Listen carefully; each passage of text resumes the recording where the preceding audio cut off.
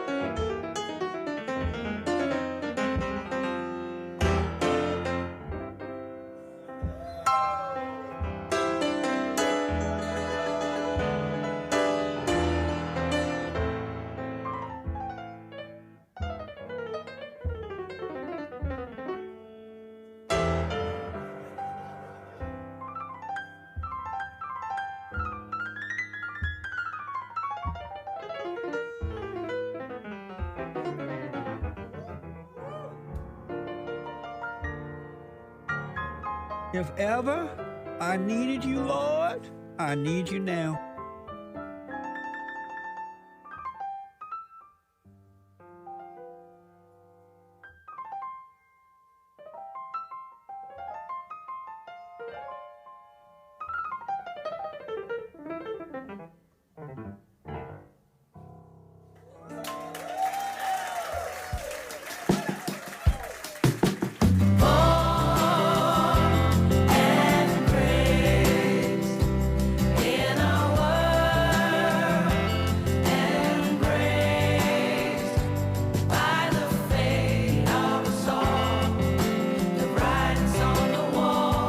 We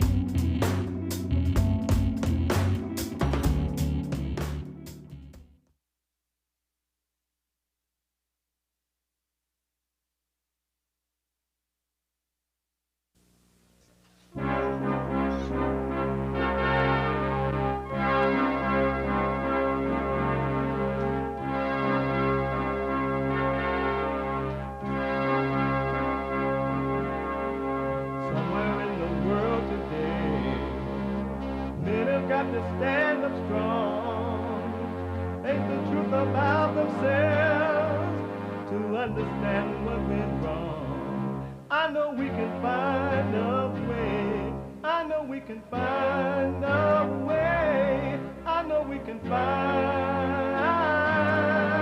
a way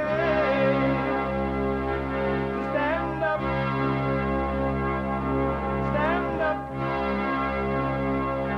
stand up.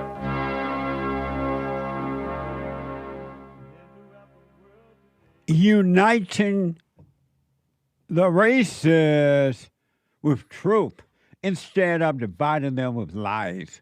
We're also rebuilding the family by rebuilding the man. I am JLP Peterson. Good morning. Hi, y'all. It's Thursday already. You can get involved by calling 888-7753-773. 888-77-JESSE. And my biblical question for this week. Do you think for yourself? Do you think for yourself? Do you think for yourself? We have every way that you can watch and support the show listed on JessieLeePeterson.com/show. JessieLeePeterson.com/show. And if you're running around this morning doing whatever it is you're doing, and you can't just sit and watch the show, I know you podcast, you can podcast all the show, but you can be listening no matter where you are and what you're doing by calling the listen line on TalkStream Live at 605-615-4131. 605-615-4131. And to donate and have your comments read out loud, go to buymeacoffee.com/JLP Talk. Buymeacoffee.com/JLP Talk or Bond JLP Cash App. Bond JLP Cash App. All right? We take all calls.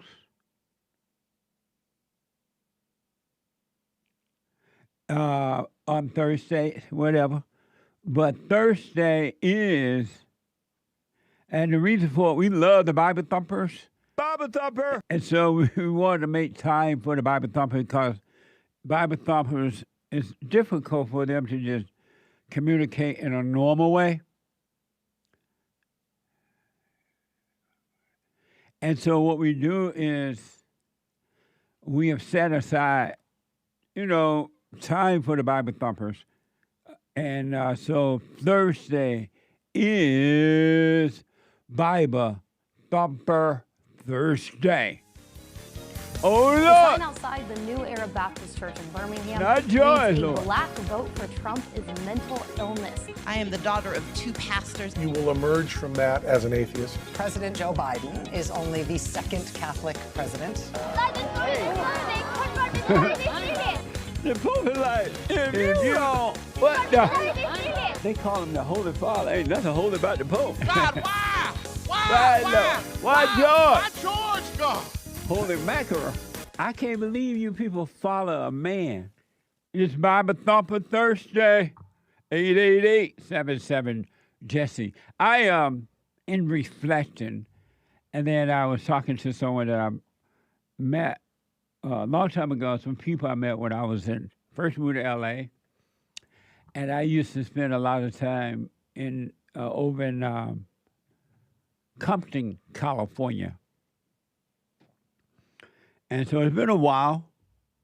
And the one thing that I discovered as a result of spending a lot of time in Compton, California, and Compton, California is part of South Central California, L.A. And so I used to spend a lot of time over there. And the one thing I discovered that at first I was surprised by, there were adults living in Compton and Watts I never hear the name Watts anymore, Watts, California. And over that area, there were adults, and some teenagers, but adults, who had never crossed over to West L.A. They had never come over to West L.A. And the only surrounding or territory was right there in South Central L.A., Watts, Compton. They had never gone to West L.A. And West L.A. is just right there. You know, it's not like it's far away. It's right across the street almost. Yeah, about 15 minutes, 20 at best, if it's that far away. And so, and years have gone by, and some of them still have not gone over to West L.A. Isn't that amazing? And I'm like, wow, that's interesting. And then I realized that's how most human beings are. Most human beings, except for a few, handful, most human beings never leave the territory, the area that they live in. They don't go right across the street to another city or another area, just to even look around or visit. And they spend a lifetime in that area, never discovering anything real or new. And what I mean about that is that most people never discover that there's another life, that there's a real life, because the life they live is fake, not real. But they never discover that there is a real life. There's another way to live. And they spend a lifetime living in the misery of their area. It doesn't matter how ghetto it's turned. It doesn't matter how much trouble they get. It doesn't matter if the house falls down. They stay in that area. And most human beings, it doesn't matter how angry they get. It doesn't matter that their lives are not working. It doesn't matter that they don't have peace, perfect peace. It doesn't matter that things are not working for them. They stay in that area of delusion. They stay in that area of anger. They stay in the area of fear. Think about your life. You've gotten old being afraid. And the older you get, the more afraid you become. Isn't that amazing? And you stay in that area. And you still trust that area and the surrounding things in that area, in that city. Like you still trust thoughts. You stay in that area of thoughts, and you still trust them, and you never venture out just to see, is it true that all thoughts are all lies all the time? You just trust them, and you never cross over to the other new territory. What a sad way to live. You never really give life a chance. And then you justify your fears, and you justify your worries, and you justify your lack of love. Your relationship can't work. Whatever kind of relationship, it doesn't matter the type. And you still won't cross the border. And you can tell people, you know what? It's better on the other side. Right there on that, go to the other side of that road. Life is better. You'll be free. You'll finally have freedom. You won't be enslaved anymore. And you won't even cross the road. What a sad way to live, huh? You won't take the chance, the risk of finding a new life. You're stuck, and you want to be stuck. And you want to be stuck so you can live in the misery of your area and complain. Just think about it. What would you do if you had zero problems? What would you do with yourself? You don't know what you would do with yourself because you love the illusion of problems. You don't want to be free. Because being busy trying to fix problems makes you feel like there's a you. Makes you feel real, like you're working on something. You don't want to be free of problems. The illusion of problems, because in reality there are no problems. No one has any problems at all. Zero problems. But you want to tell you that? You're like, I do have problems. Help me with my problem. I'm working on my problem. I'm stressed behind my problems, you say. I worry. I have fear.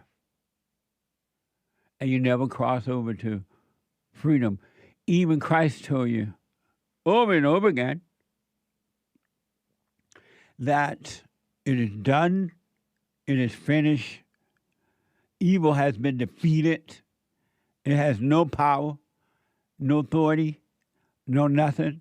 Even this sting of death has been taken away.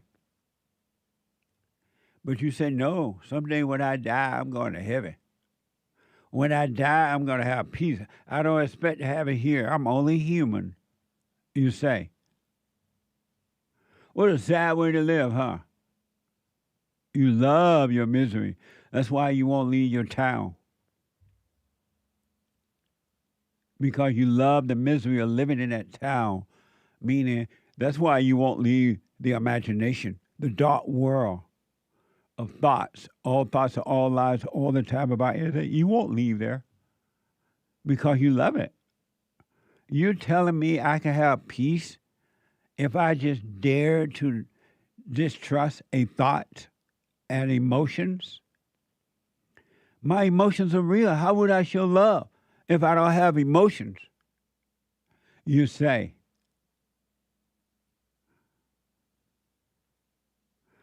And the wife tell her husband, you don't love me. You don't care about my emotions. You don't care about how I feel. He's like, no, I don't. And she get mad because he won't go along with her hell. She called hell emotions. She called that her. Those are my emotions, she says. And you better care about them. What a mess. Why not give it a chance? Cross over to the other side of the road and see what's over there. Go to West L.A. and see what it look like. You might see sunshine. But most people won't accept that. Jeremiah 17:9 says, the heart is deceitful above all things. The heart is deceitful above all things and desperately wicked. Human beings are wicked. Their hearts are evil. Every human being, until they start to overcome. The heart is deceitful above all things and desperately wicked. Who can know it? Salvation's of the heart. That's why I tell you, go and forgive your mothers. All human beings. Go and forgive your fathers. All human beings. There's not one. If it's true that Elon Musk is fighting with Trump, I'm not surprised. Or that he has a drug problem. I'm not surprised because money won't solve that. Fame won't solve that. Because the heart is wicked. But you can change. If you go over to the west side, you can change. But you won't go. You stay in the darkness of thoughts. Salvation's of the heart. You have no love.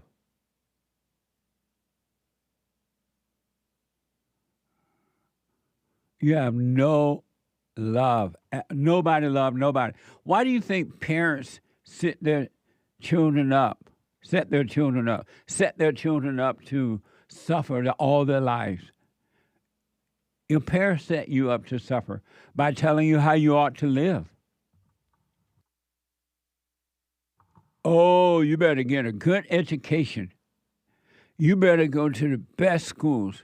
You better get an A on your grades. You better get a job. You better get a house, get married, have children, and you suffer. The only thing they offer you is death. They give you death. They do not give you life. Your own parents set you up to fail in life. And every generation repeat the same thing. And you think that the more you get, the more you have, the more you want. And you think that the more you get, the happier you will become, and you don't. You only get worse. You've been set up to fail in life, trying to live up to this false introduction to life. You got to live this way. You got to act this way. You got to be this way. And you try to be it, you got to be a Christian. And you try to be one, and you never become one. And you try all your life. So you tell yourself, well, when I die, I'll become one. I'm a Christian, but I don't expect to have peace until I die, you say. Your parents set you up to think that way because they don't love you. They have no love.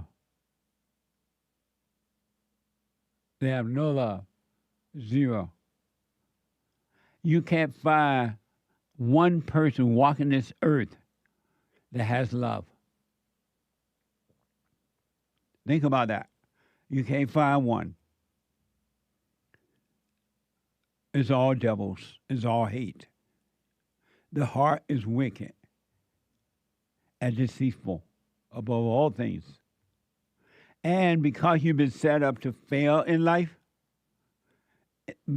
even if you can get everything, people got land, they have houses, they have children, they have wives and husbands, ladies have husbands, and they're still not happy. And you wake up in the morning and you look at that man and you wonder, why did I marry this man? He's not making me happy. I'm going to have to find me another one, you say. Or what did I marry this woman for? She's miserable. I'm miserable with her. I got to find me another one. And you never cross over to the west side of freedom, meaning you never crawl out of the darkness of your imagination. And the thing about it, you get all this stuff, these things, because you've been told to get them, to compare yourself to others, get a certain type of job so you can be somebody. And you're never satisfied with what you have. You're never satisfied with what you have at all. Show me a person that's satisfied with what they have, I'll eat my hat. You ain't satisfied. You want more. And you want it to be like somebody else or better than someone else, what they have. You never satisfied. Hebrews 13:5 says, be, I don't know what that is, out of your life. I don't even know what that is. That's in the Bible. My producer talking to me in my ear. Put avarice out. What does avarice mean? What? Greed? Oh.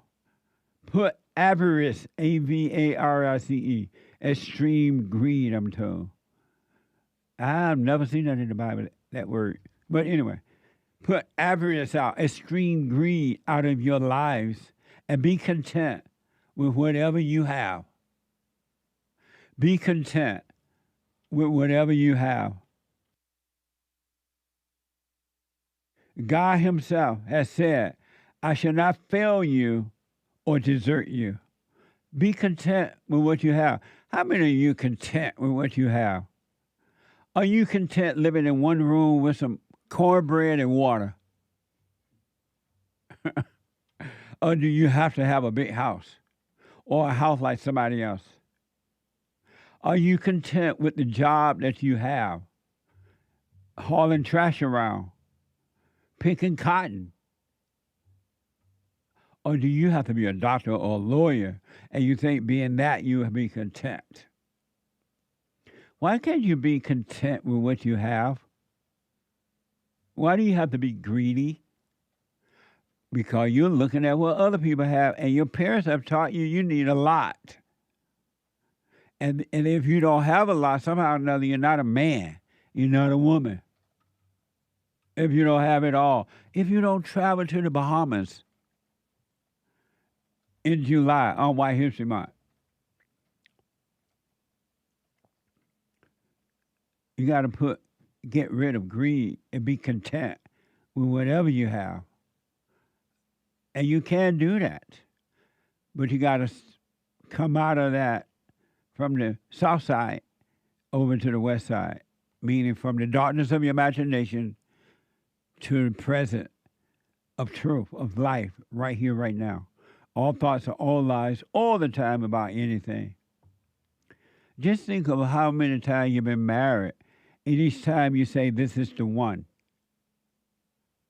Because both of you put on a show when you first meet. It's all fake. When you first meet, it's never real. You putting on a showcase.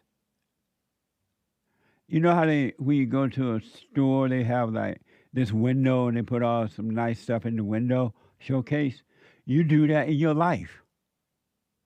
Especially when you first meet. Girl meet boy, boy meet girl, showcase. You seem like the nicest person ever. And you run home and tell Mama, I met JoJo, or I met Lucy today, and she's so nice. You tell Mama. And you tell Mama, I met Henry today, and he was so nice. Oh, Lord, that's going to be my husband.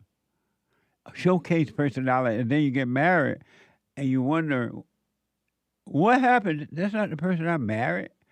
And he wonders, that's not who did I marry? The showcase personality is down.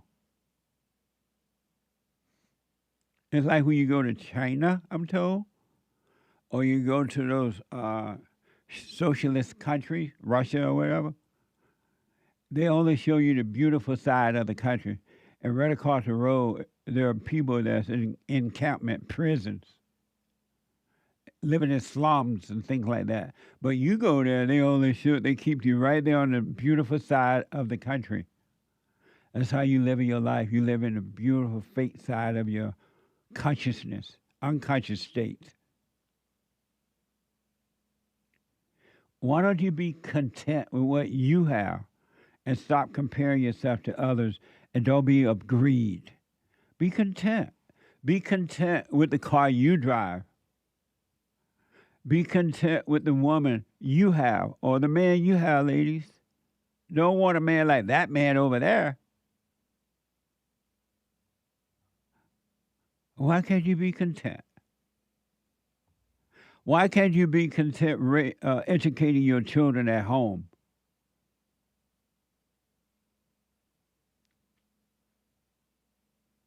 Amazing, huh? Be content with whatever you have.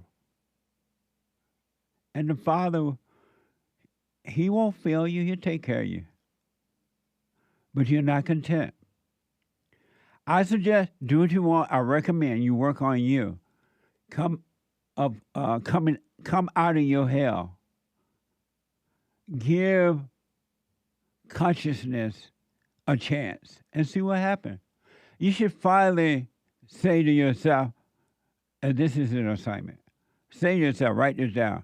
I'm tired of being the way I am, living the way I am, being afraid, comparing myself, being shy, being lonely, whatever you are, your condition. I'm tired of living this way. When you get tired of living that way, you're going to cross over to the west side. Things will start to change immediately. But you're not tired of living that way yet. Anyway, it's Bob and Thumper Thursday, 888-7753-773. You can be free or you can stay enslaved. Really. You can be free. I promise you, you can be free if you want to. It's up to you. Or you could be a miserable Christian, Jew, Allah, or Mormon or Jehovah's Witness or atheist or whatever. You could be miserable for the rest of your life if that's what you want. 888-77-JESSE. There was an airplane crash in India, according to the report. I guess last night or yesterday. Maybe this morning. ABC 7 is reporting an Air India passenger plane bound for London with more than 240 people on board crashed on Thursday. Watch this.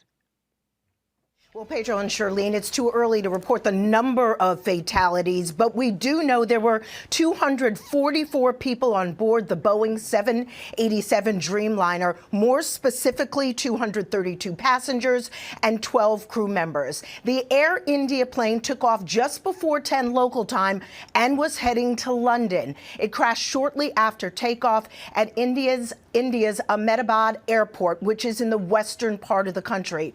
Right now, more and more images of the disaster are coming out right there. You see the thick black smoke, which can be seen for miles.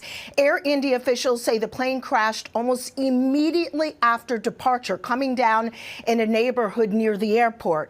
We're seeing videos of first responders working to put out flames at buildings right outside the airport's perimeter. Aviation data shows the plane descended at a speed of 475 feet per minute. No word on what led to the crash.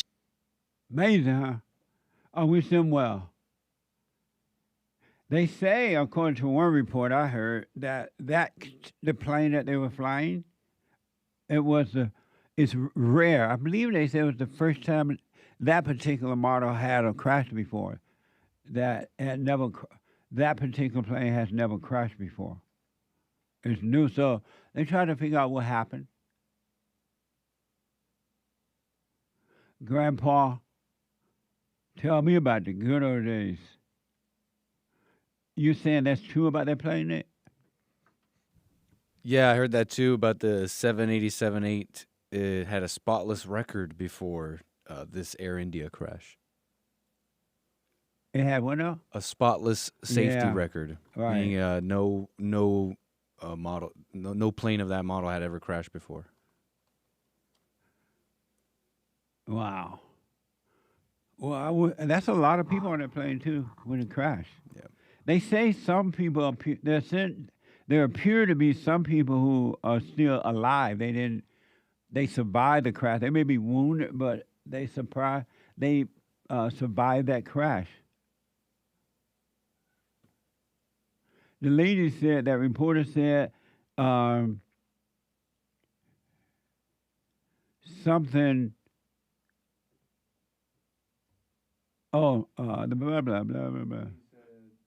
I don't know what they were. What did it say? Oh, the lady said per minute, which sounds slow, that it descended at 475 feet per minute. Does that make sense, Anchor Baby? The plane descended 475 feet per minute. Is that slow? I don't know. Anchor Baby went to pilot school on Google.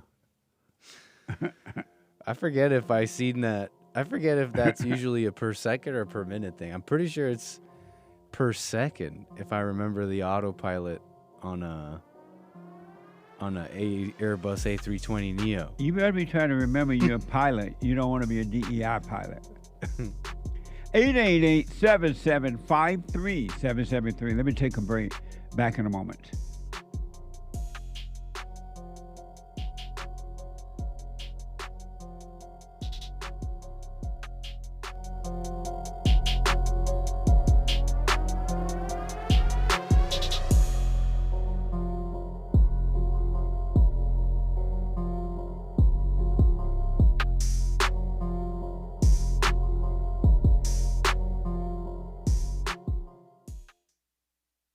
Check out Punchy's Coffee. I have my own coffee now. Punchy Coffee is good. Every bag is roasted to order. Freshest flavor. Top quality.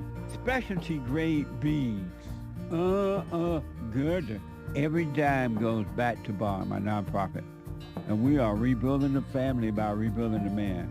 So when you're drinking coffee and enjoying it, just know you're helping somebody. Amazing coffee. Punchy has his own coffee now. What the? And it's so good. All the way from the plantation to my own coffee. Who would have thought? Did that coffee come from the plantation? Did I pick my own coffee? Check it out. Go to rebuildingtheman.com, rebuildingtheman.com/stores, and get Punchy's coffee.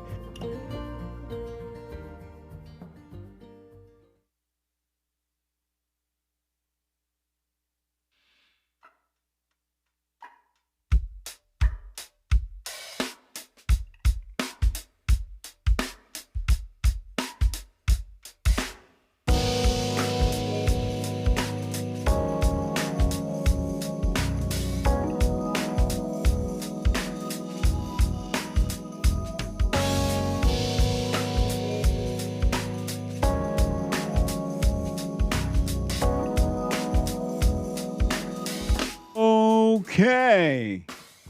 According to Reuters, the Boeing 787 Dreamliner is one of the most advanced jets in service.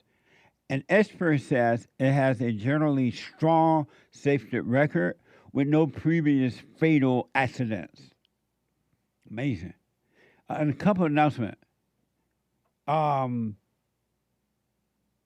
Day is coming up. Get your Father's Day gifts in. Order now so you can receive them on time. We have amazing gifts at on our store there, in our store at rebuildingtheman.com, right? Amazing shirts. Your dad didn't leave you. He left your mama. We love you, Dad. Whatever. Hats and T-shirts and all kind of stuff. And Punchy coffee. So go to rebuildingtheman.com/stores or JesseLeePeterson.shop. And get your cameos in for your father as well. I do them for you. Cameo, cameo.com/JesseLeePeterson. I do personal shout-outs for you about anything, really. cameo.com/JesseLeePeterson. And at 9 a.m. this morning, the HAKE report coming up. The HakeReport.com from 9 to 11. And at 11, the American Anchor Baby. The American Anchor Baby. There's no Joel Friday show anymore. No more Joel Friday TV. All right. Amazing. Let me go to Jared, our first-time caller out of Seattle, Washington. Jared, welcome to the show. You're on the air. All right. Thank you, Jesse. Yes, sir. So you've been in L.A. How's the riots been? They're fun. We're having fun. That's Hey, Jesse. So I listened to your two pods on with the fighters with Bryce Mitchell and James Vick, and you were talking to them about their parents and stuff. And like, I haven't got along well with my dad for going on about 3 or 4 years now, and like every time he talks, I just feel like he's like being disrespectful or he has the wrong tone with me. And it literally just, like, enrages me and, like, ruins my whole day. How old are you? 34. And so give me an example of the way he speaks to you that enrages you. Maybe he's just like, oh, come on, you hard ass, you'll be okay, or whatever. And you know, instead of actually, like, basically he only talks about, like, material things like, oh, I'm working on the cabin or whatever. We got big projects coming up, but he'll never like talk about the past like 8 years in our family that's been really fucked up, and like all the drama that we've been going through with everyone in the family. Like he just acts like it didn't happen. And so what gives you the right to be angry at him because of the way he is? What gives you the right to be mad at him? Well, that's a fantastic point. No, that was a question. I mean, right. I mean, I just feel like, like since I'm his son, he should. I felt like he should have been a stronger leader of the family, and like when we had problems with my sister and like his ex-wives, like I felt like he should have stepped up and like kept those toxic people away out of our family to keep the family strong. And what gives you the right to be angry at him about that? Well, I just feel like I've been cheated out of a few great years with Dad because he's been focusing on people that have actually been messing up our life. So people like your mother and others? Like my sister and his ex-wife. Oh, you didn't have a mother? I have a mother. They never got married, but they were together for like 7 years. Oh, okay. And did he deal with your mother the right way? I have no idea. They broke up when I was probably about 1 or 2. Oh, I see. So you don't really have a relationship with your father? We used to be best friends when he was with another woman for about 10 years, and I loved this. Like, this woman was like a great mother figure. She was like a great woman. But then he left her, and he picked up a very toxic woman, and our whole family went to crap. Now that you're 31, what would happen if you forgave your father, realizing that he couldn't help himself just as you can't help yourself? What would happen if you forgave him and not be angry at him or anyone at all? What would happen to you? I really tried, and then when he calls me, I don't know, I just like his tone of voice. I feel like he's trying to act all tough and act all hard, and when I feel like what our family really needs is like love and compassion. But you're a grown man now. Do you need that? You said, do I need it? Yeah. I mean, I'm a grown man. I don't know. I feel like I lost my dad. And so do you need love and compassion from him? I think that's the missing key component to fix our relationship. I think. But if you were to forgive him, would that fix your relationship with him? I'm sure it would.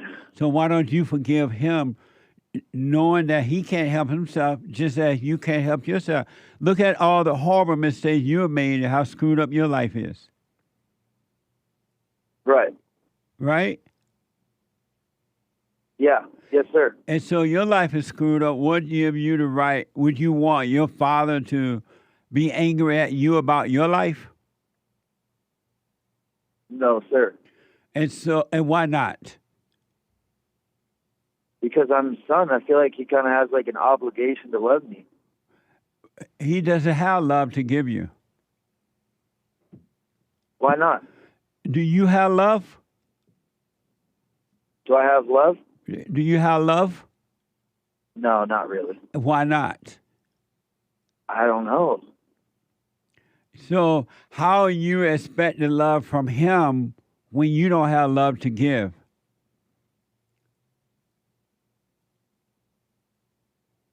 I don't know.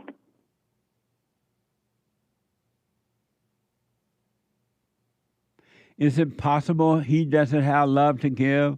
Your mother don't have love to give? No one has love to give. Have you ever thought about that? Well, I know my mom loves the heck out of me because she takes care of me like all the time. She's helping me out. Times have been hard, and she stays like at the ready to like be my number one supporter, but he doesn't. Your number one supporter in what way?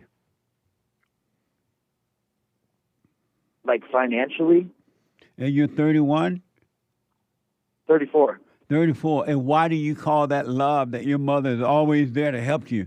Why do you call that love? because she time and time again saves my ass from when I'm almost totally screwed without bill money. But without what? Without money for bills. And if she loved you, would she let you suffer through that so you can overcome? Or would she save you from it so you never grow up?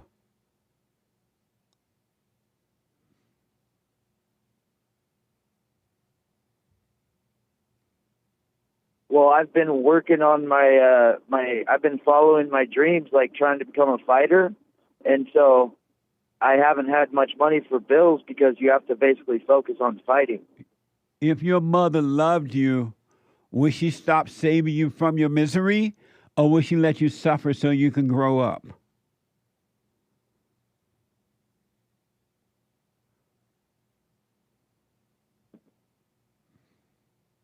Well, I feel like I am growing up because I have a plan to get a CDL, and then I want to open my own gym, and she's making sure that I'm able to chase my dream without being homeless. If your mother loved you, would she let you suffer and grow up, or would she save you and prevent you from growing up?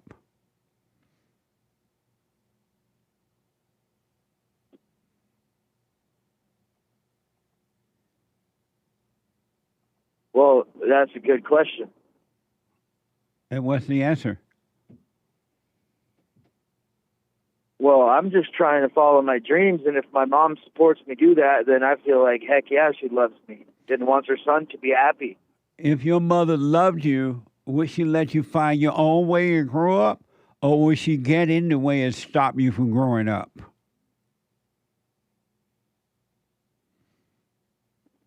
Well, I don't know, Jesse, because I'm getting my CDL, I'm getting my OSHA 30 safety certification. Like I graduated from college. Like I'm getting a bunch of certifications. But you're 34 years old. Why not get a job too? Well, I'm in the union in Seattle construction, and work about a year ago. The union work you just dried up. But that's the only job in Seattle? Well, I applied to become a cop, but I ended up making it a little bit far, and then I got booted out of that process. If your mother were not around, God forbid if she had died, who would take care of you?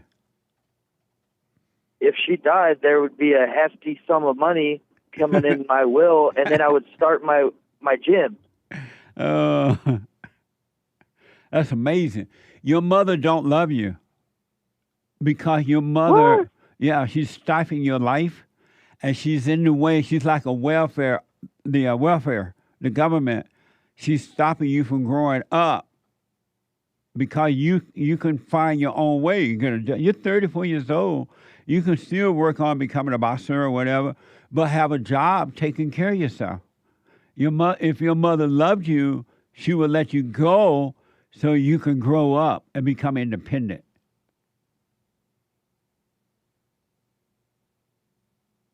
Well, your mother don't love you. That's hate. What? Yeah, that's hate. That's not love. How's that hate? Because she's stopping you from becoming an independent person. She is the government to you. And that's why your father didn't stay with her. He couldn't deal with the hell in your mother. And he didn't like the fact that your mother was spoiling you and preventing you from growing up, but he didn't know how to deal with her to make her stop.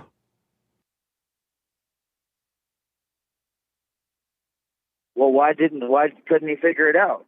In the same way that you can't figure it out. Why can't you figure it out, your life?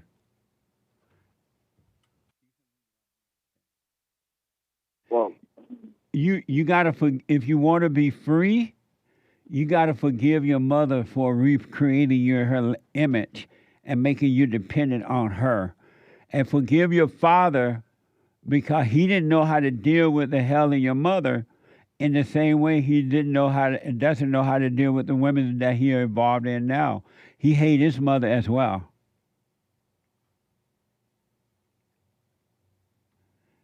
And forgive him. He didn't like the fact that she was spoiling you, causing you to be weak in life. He just didn't know how to stop her. Forgive him for that, and so that you can become free and love your parents. And love is not what you think it is, but you'll be able to love them even though they have no love to give, neither one of them. So you're saying I will have love, but they will not have love? Unless they forgive so that God can forgive them, they won't have love. They don't have love to give you, neither one of them. They only have hate.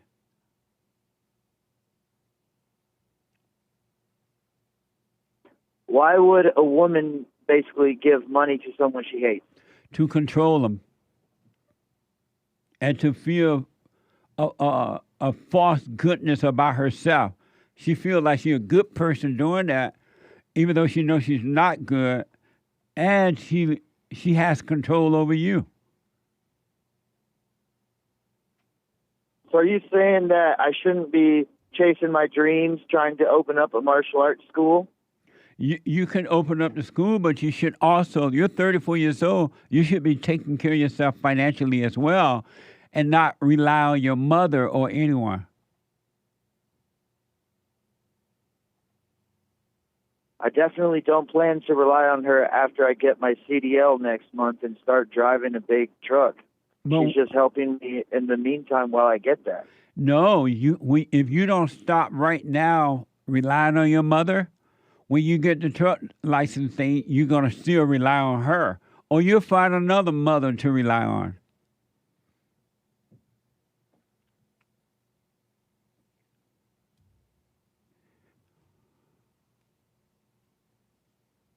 What? Say what? You got to forgive you. If you want to be free, you got to forgive your mother for what she's done to you. She's made you dependent instead of independent. And contact your father and forgive him too. And once you love them by forgiving them, you're going to be fine. You're going to be free on the inside. And you're going to be surprised at the things you can do for yourself. You'll be just fine. But you got to drop the anger.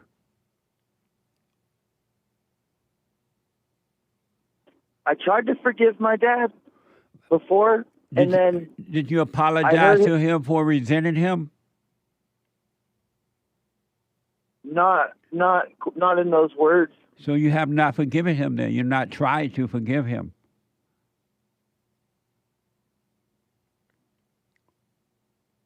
You gotta, forgiveness is, I'm sorry for resenting you. I'm sorry for judging you. When I was a kid, I couldn't help it. But now that I'm adult, I realize you can't help yourself, Father, just as I can help myself. And I'm sorry for resenting you. And the same thing with your mother. You need to forgive your mother for recreating you in her image.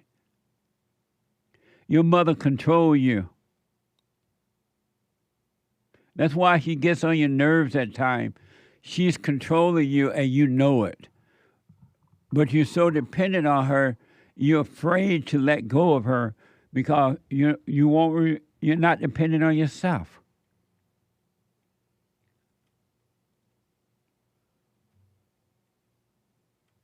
The problem is with you. You got to drop your anger. Forgive your mother. Why haven't you forgiven your mother?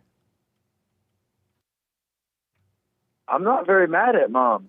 Why haven't you forgiven her for the little mad that you have at her?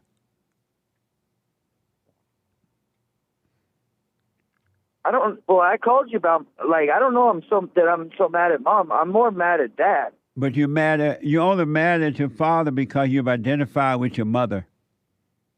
You see your father through your mother's eyes and not your own. Your mother played victim, and you identified with her, and now you're mad at her as well. Why don't you forgive her? I don't think I'm mad at her. You are.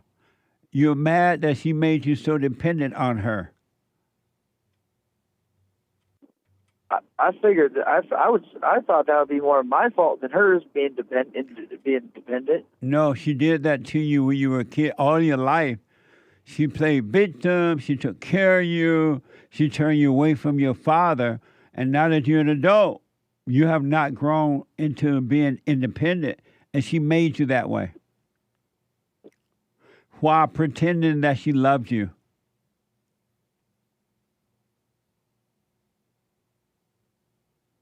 And that's why she gets on your nerve, because you hate her, you don't love her.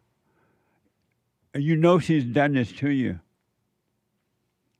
But then because of your anger, you think you still need her, and so you you stand up a little bit. When you get angry, you don't really let it all out. Sometimes you do, but you don't want to lose her because in your mind you need her. Right. And that's why you don't. But also, I don't want to lose her because that'd be disrespectful. And a little. Is it not? I mean, I feel like there's a little bit of you're supposed to respect your parents. If you respect them, you will forgive them. You don't respect them. That's why you have not forgiven them. They have done the best they could. They gave you only what they had to give. They don't have love. And if you respected them, you would forgive them. You don't respect your parents. You hate your parents.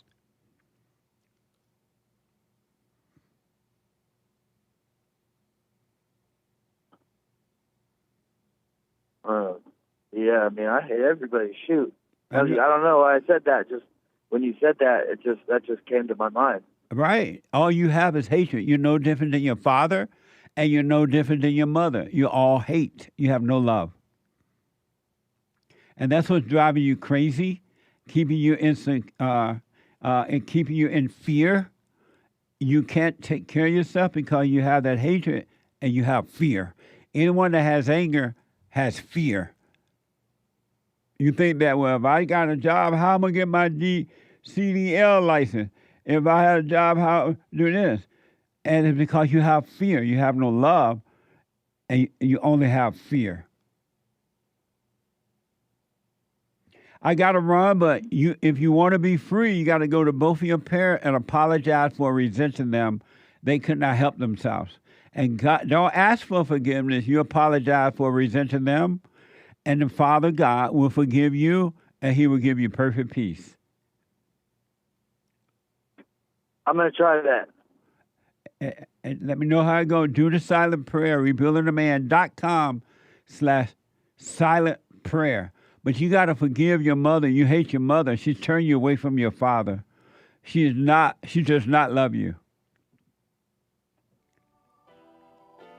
So, but you're saying my mother she was trying to control me, so that I have to forgive her for making me dependent? 100%.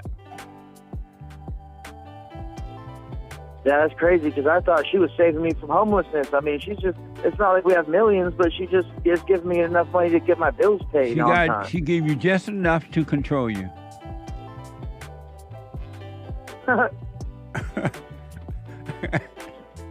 All right, thanks, Jesse. I'm going to try and swallow my pride and say an apology to my parents. Yes, I wish you well.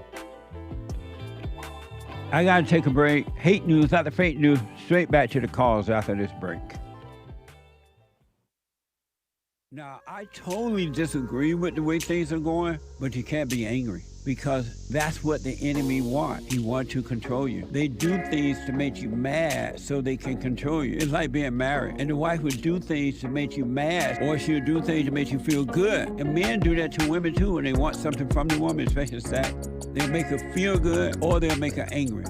And the woman's gonna have to say, you don't want to be angry. You want to speak up. You want to disagree with what's going on. It's wrong, but do not be angry. Then you won't have fear. You won't have doubt. You won't have worries. You'll be able to see, but you got to stay away from anger. That's why you must forgive your mothers and your fathers so that you can overcome the spirit of anger. It's a spirit and it's wicked. Nothing good in anger because it has no love, folks. You need love to defeat evil. And love is not a weakness. It's a strength. It's from God. It's His nature.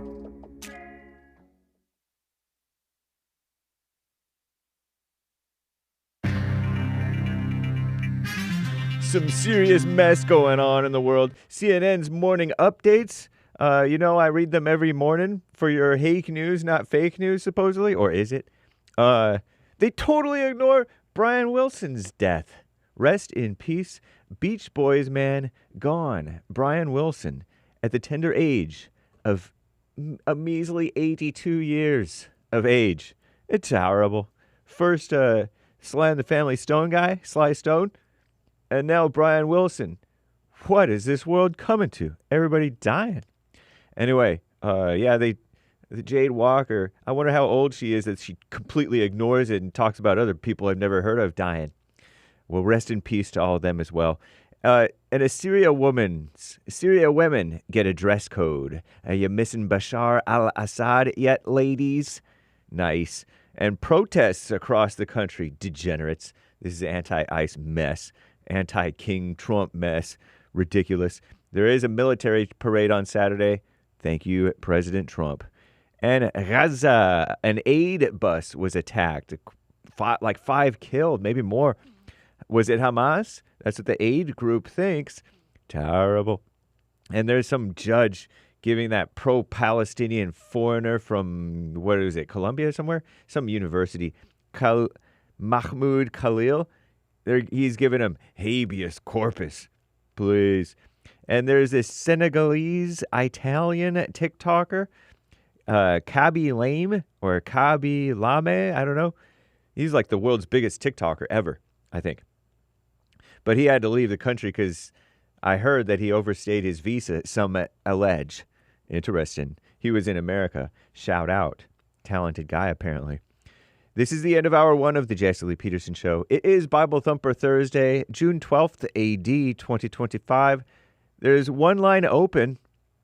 You can call in 888-77-JESSE right now, even during Hake News, not fake news.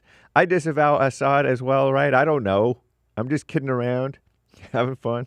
But anyway, Commie Nonsense Network, CNN, reports that Syria has issued a conservative, they call it, dress code for women. You must dress modestly, ladies, if you like to be in Syria. Women who want to go swimming or just hang out by the water. From now on, women must wear burkinis, swimwear that covers their full body, like a burqa, but kind of like a bikini, but it's a burqa. Whatever. Covers your whole body. At public beaches and pools, as well as cover-ups or robes while en route.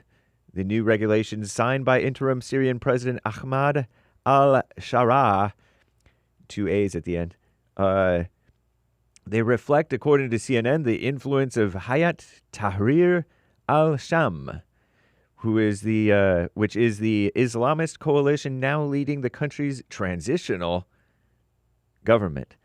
Unclear what the repercussions will be for breaking the rules. Don't be trying them, ladies. You saw what happened to some of those people in Iran. Anyway, demonstrations against our greatest president's administration's immigration crackdown.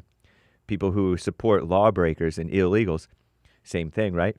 Have continued to spread across the United States. Totally organic. Not. On Wednesday, police in New York City, Los Angeles, Seattle, Spokane, it's not Spokane, it's Spokane, Washington, arrested dozens of anti-ICE protesters, also known as rioters.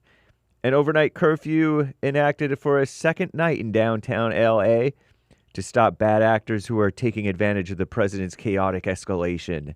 So said L.A. evil mayor, fake mayor Karen Bass, a phony woman. And I'm embarrassed to have her as my mayor. She posted that on X. Wow, she's blaming Trump. Anyway, a similar curfew also announced in Spokane. More than 1,800 No Kings events to protest our greatest president's actions and these administrations are scheduled to take place Saturday, same day as President Trump's military parade in D.C. He's cleaning up the swamp. Ahead of the parade, Trump, and cleaning up the country. Trump told reporters any protesters should be prepared to be met with a show of force, which is good. And I'll have to tell you about that bus carrying those aid workers that was attacked, allegedly by Hamas, later. I'm James Hake.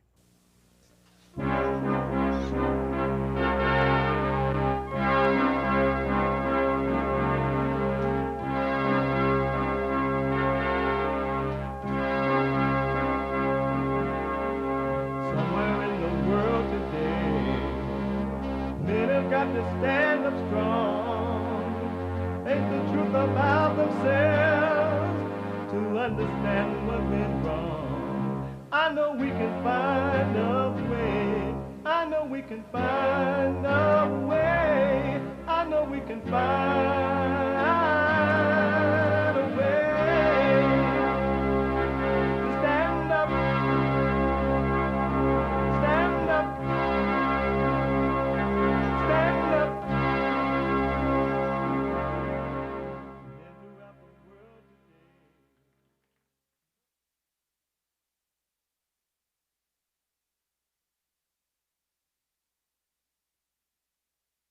Uniting the races with truth instead of dividing them with lies. We're also rebuilding the family by rebuilding the man. I'm JLP Peterson. Welcome to the second hour of the show. You can get involved by calling 888-7753-773. 888-77-JESSE. And the biblical question, do you think for yourself? Do you think for yourself? You can listen to the show on your iPhone or iPad, no matter where you are in the world. And you don't have to wait for the show to be over. You can podcast if you're not able to sit and watch because you got to run around this morning, this evening, tonight, tomorrow morning already, whatever country you're in, by calling the listen line on TalkStream Live at 605-615-4131. 605-615-4131. And to donate and have your comments read out loud, go to buymeacoffee.com/JLP Talk. buymeacoffee.com/JLP Talk. Or Bond JLP Cash App. Bond JLP Cash App. It's Thursday. And every Thursday is Bible Thumper Thursday. Oh, God. Oh, God. Are you ready? Are you ready? Oh, yeah. Hallelujah. Yeah. He's drunk as a bastard. 888-7753-773. Let me go to James, a first-time caller out of New York.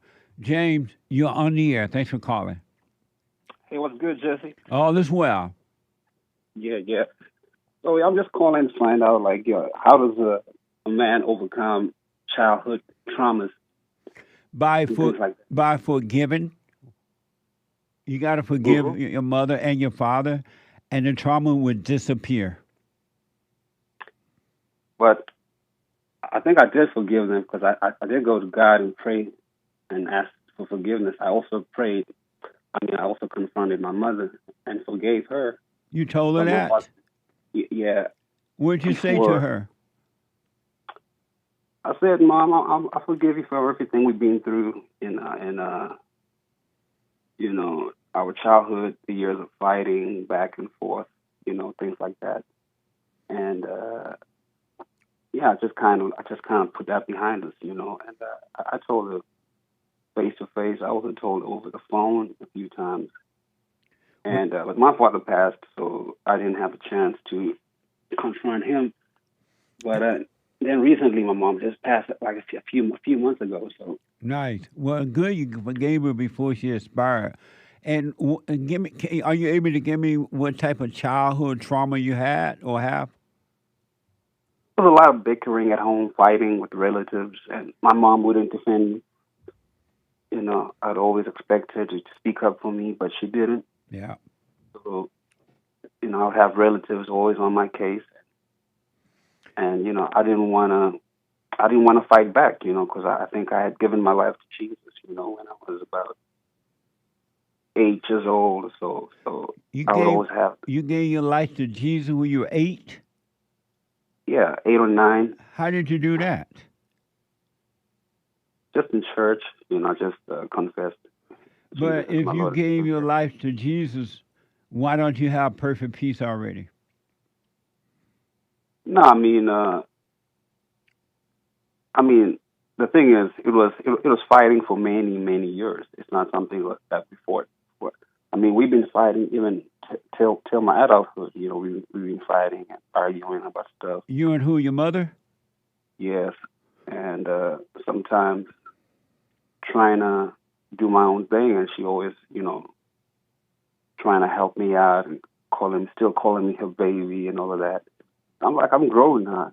I'm calling you baby, How old are you now? Now I'm 35. And you still feel what about it?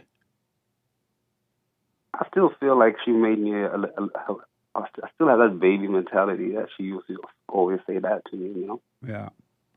And how old were you when your father expired? I was about 23. And when you were asked your father to help you deal with her as a kid, did he help you? What did he do? Did he help you deal with her? I mean, he always say, "You better respect your mother." So he was. My mother would always complain to him about me. Say, your son, he don't respect me. He do this. He say that. Yeah, and he was afraid of her.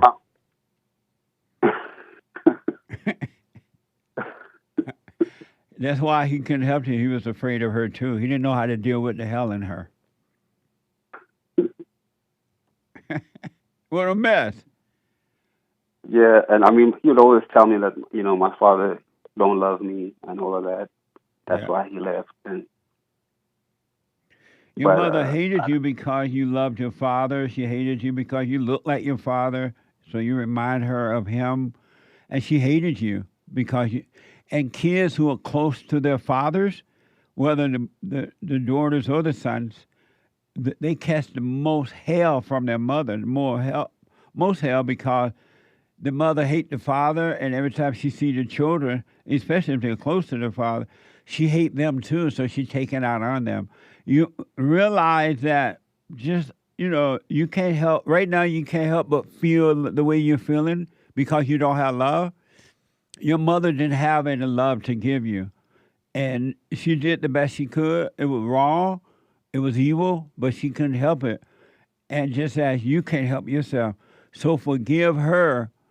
Now that she's expired, forgive her anyway, and God will forgive you. And then forgive your father for not being able to protect you from her.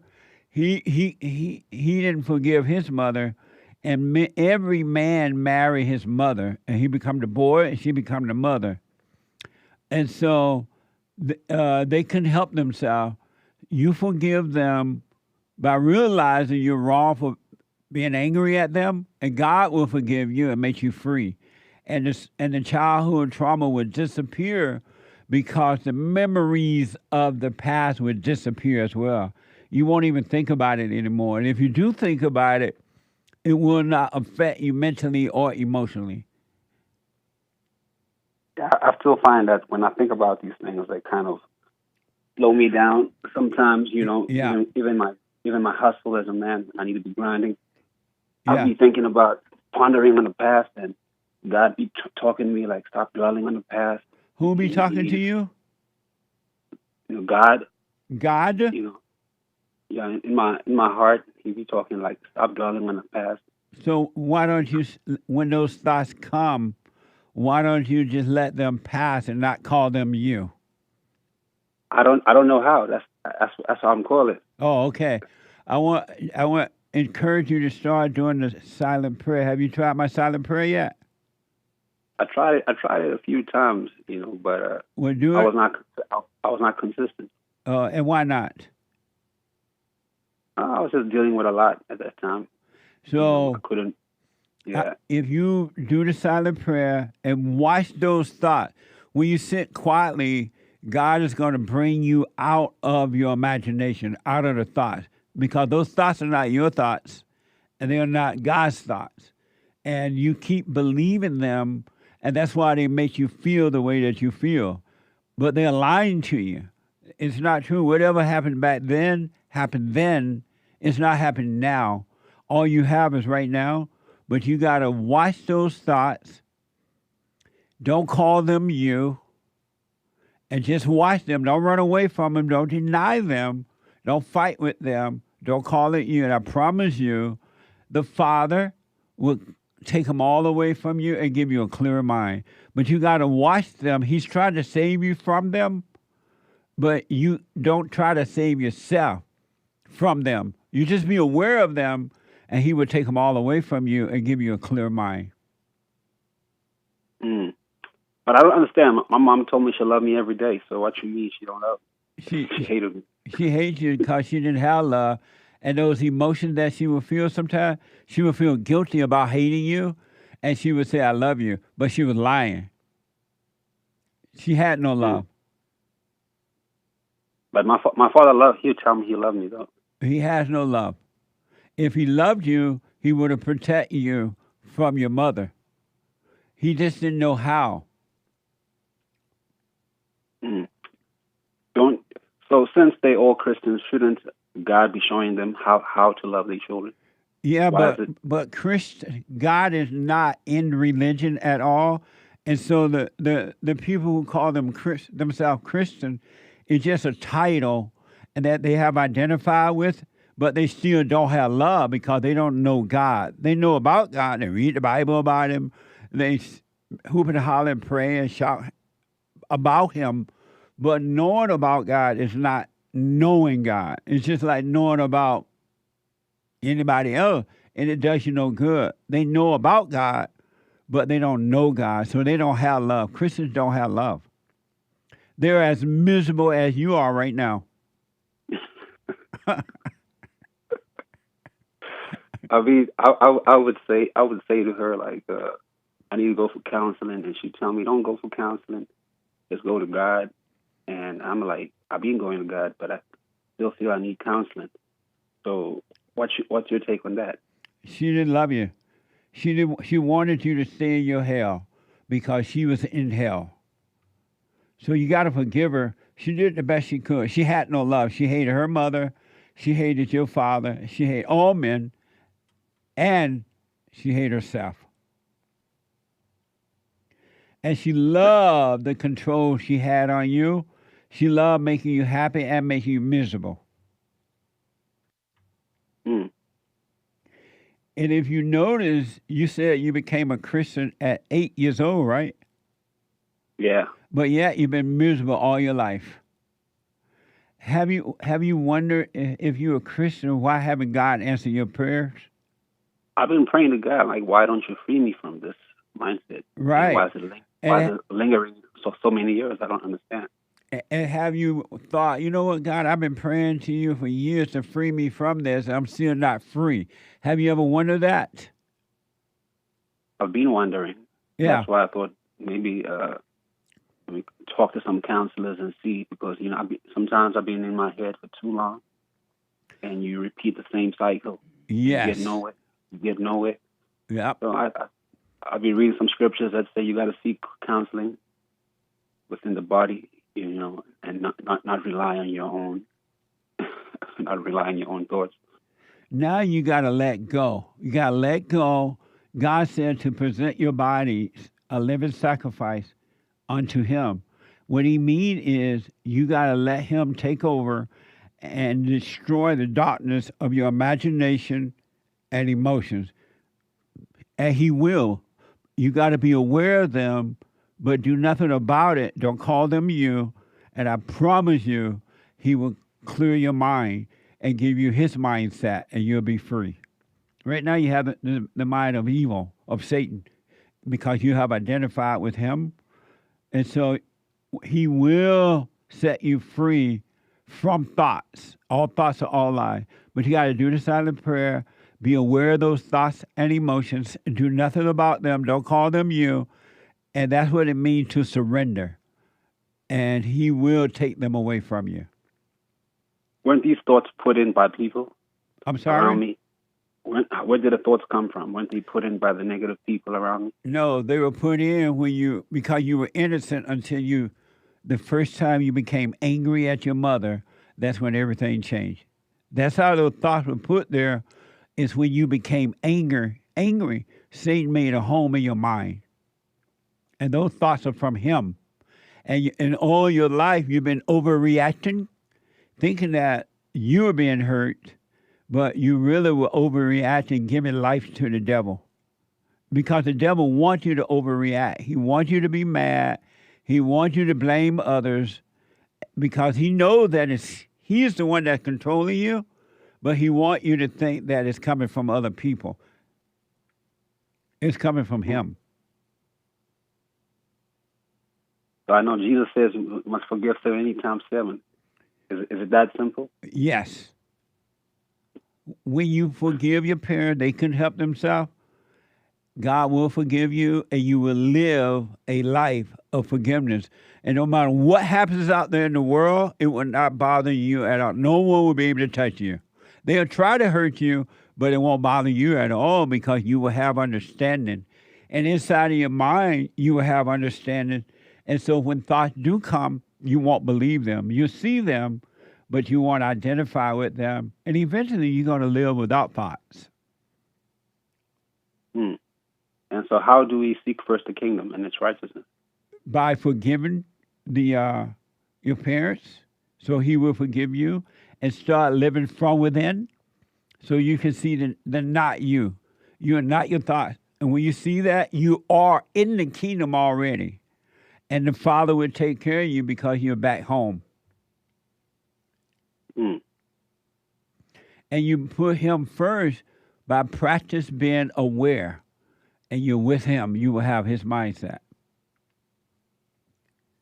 Okay. And so what about praying every day? Because I pray every day. I know, but your prayers are in vain because you're praying to the devil. Oh, come on. Oh, come on.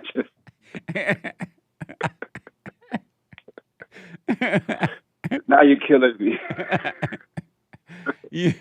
That's why your prayers have not been answered. Even though the devil would give you, let's say you prayed for a car, or you prayed for a wife, or you prayed for a house or something. He would give you that pretending to be God, but you would still be miserable in that house, with that wife, with that car. You would still have no peace. So the devil would answer your prayers in that way, but you still would have no peace. And that's why your prayers have not been answered, because you've been praying to the devil. How do we pray to God? By being still and living from within. Being aware of this false self that has made a home inside of you. And you're praying to God by being aware, being conscious of God, being in the present where he is. Because, I mean, the Bible talks about praying all the time. It says you got to pray. So that's what it means to be. Don't forget to be present at all time. Don't forget to be aware. And that's how you pray without ceasing, by being present rather than in your head, thinking about the past or the future and one with evil. In God, there is no past, there is no future. All you have is right now. But in Satan, there's a past and a future. He's about time. So he tries to keep you where he is in time, rather than allowing you to be in presence of God, because he has to leave. The darkness cannot handle the light. It has to depart from you. Yeah, I have been overreacting because, I feel like I'm always being careful who I keep my surroundings, watching my surroundings, who I want to make friends with and all that. You got to stop overreacting. You got to watch those thoughts. Don't overreact. Don't call them you. The so-called good thoughts, happy thoughts, those are lies. They're not you. And the bad thought, like this, the devil build you up, make you feel happy, feel good. Soon you're happy, he tear you down, makes you think about something in the past. Now you feel bad. And then once you're feeling bad, he build you up again by giving you a false sense of goodness. And then and after a while, you want to jump off a bridge somewhere. Because you believe that all emotions are not All those emotions are from hell. They're not from heaven. Mm. God didn't say he would bring you happiness. He said he would bring you peace. Mm. So if you do the silent prayer, be aware of those thoughts, but don't call them you. Don't fight with the devil in your head, and don't fight with the devil inside of other people. I promise you, you're going to be fine. You will have an amazing life. But you got to be still and let God do it through you and for you. There's nothing you can do about it. You don't even know what to pray for. You don't know what to ask for. You don't even know what you want. That's why he said, be still, and I'll take care of all that. You don't know what to ask for.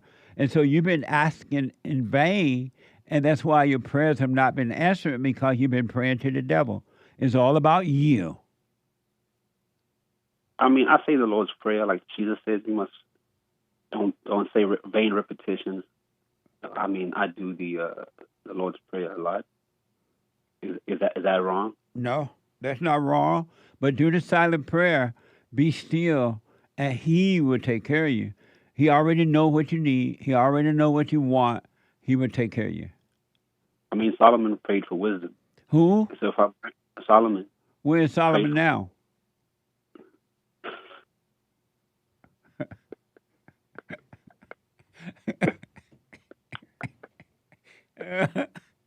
You killed me, Jesse. Oh, what a mess! And he will give you wisdom. There's nothing wrong with, hey, God, I want some of your wisdom there, you know.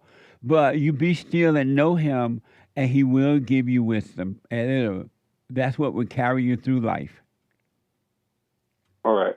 Because now I'm like trying to just graduate. I'm trying to find jobs and things like that. You don't have a job right now? I just left my job last month because it was a school job. Now I'm in the real world. Now I got to find jobs and things like that. Yeah, so get a job. Do the silent prayer. Get a job and just live. Don't think about the past. Let the past be. It doesn't exist anymore. Don't think about the future. And just one day at a time. Don't try to be like anyone. Don't compare yourself to anyone. And just move on with your life. Forget about your family, because they don't love you either. They have no love. And just live your life. Just don't be angry. There's never, ever, ever, but never, ever, ever a reason to be angry. Angry people are evil. That's why God said an angry man is a murderer. And so don't trust. He tell you not to trust an angry person. But what about be ye angry but sin not? What about that scripture? It means that you're going to see injustice, but you won't hate what you see. You will be protected from it. Mm-hmm. But when you judge what you see, you're subject to it because you are playing God. This sounds a little complicated. In what way? Because it's, in the church we taught to pray and pray and pray. And look how messed up the church is. And now you're telling me to be silent, so it brings a lot of confusion. God tell you to be still. He said you don't know what to pray for. And when you pray vanity. So you say I shouldn't pray? No. Verbally, I shouldn't pray? Here's what I recommend. Do your little hooping and hollering verbal prayer stuff. And when you're done hooping and hollering, be still and know God. And you'll see the right way to go. Okay. You've been hooping and hollering all your life. It haven't done anything for you. Okay. I'll try that. Yeah, do the silent prayer, rebuildingman.com/prayer. And when the thoughts of anger come, just don't call it you. Be aware of it. Don't run away from it. Don't deny that it's there, but just watch it and do not call it you. You can remind yourself, I see those thoughts, but that's not me. I feel the pain in my body, but that's not me. I'm not my body. I'm not the pain. I'm not the thoughts. And you won't have to say that to yourself eventually, but you want to stop identifying with evil. Okay.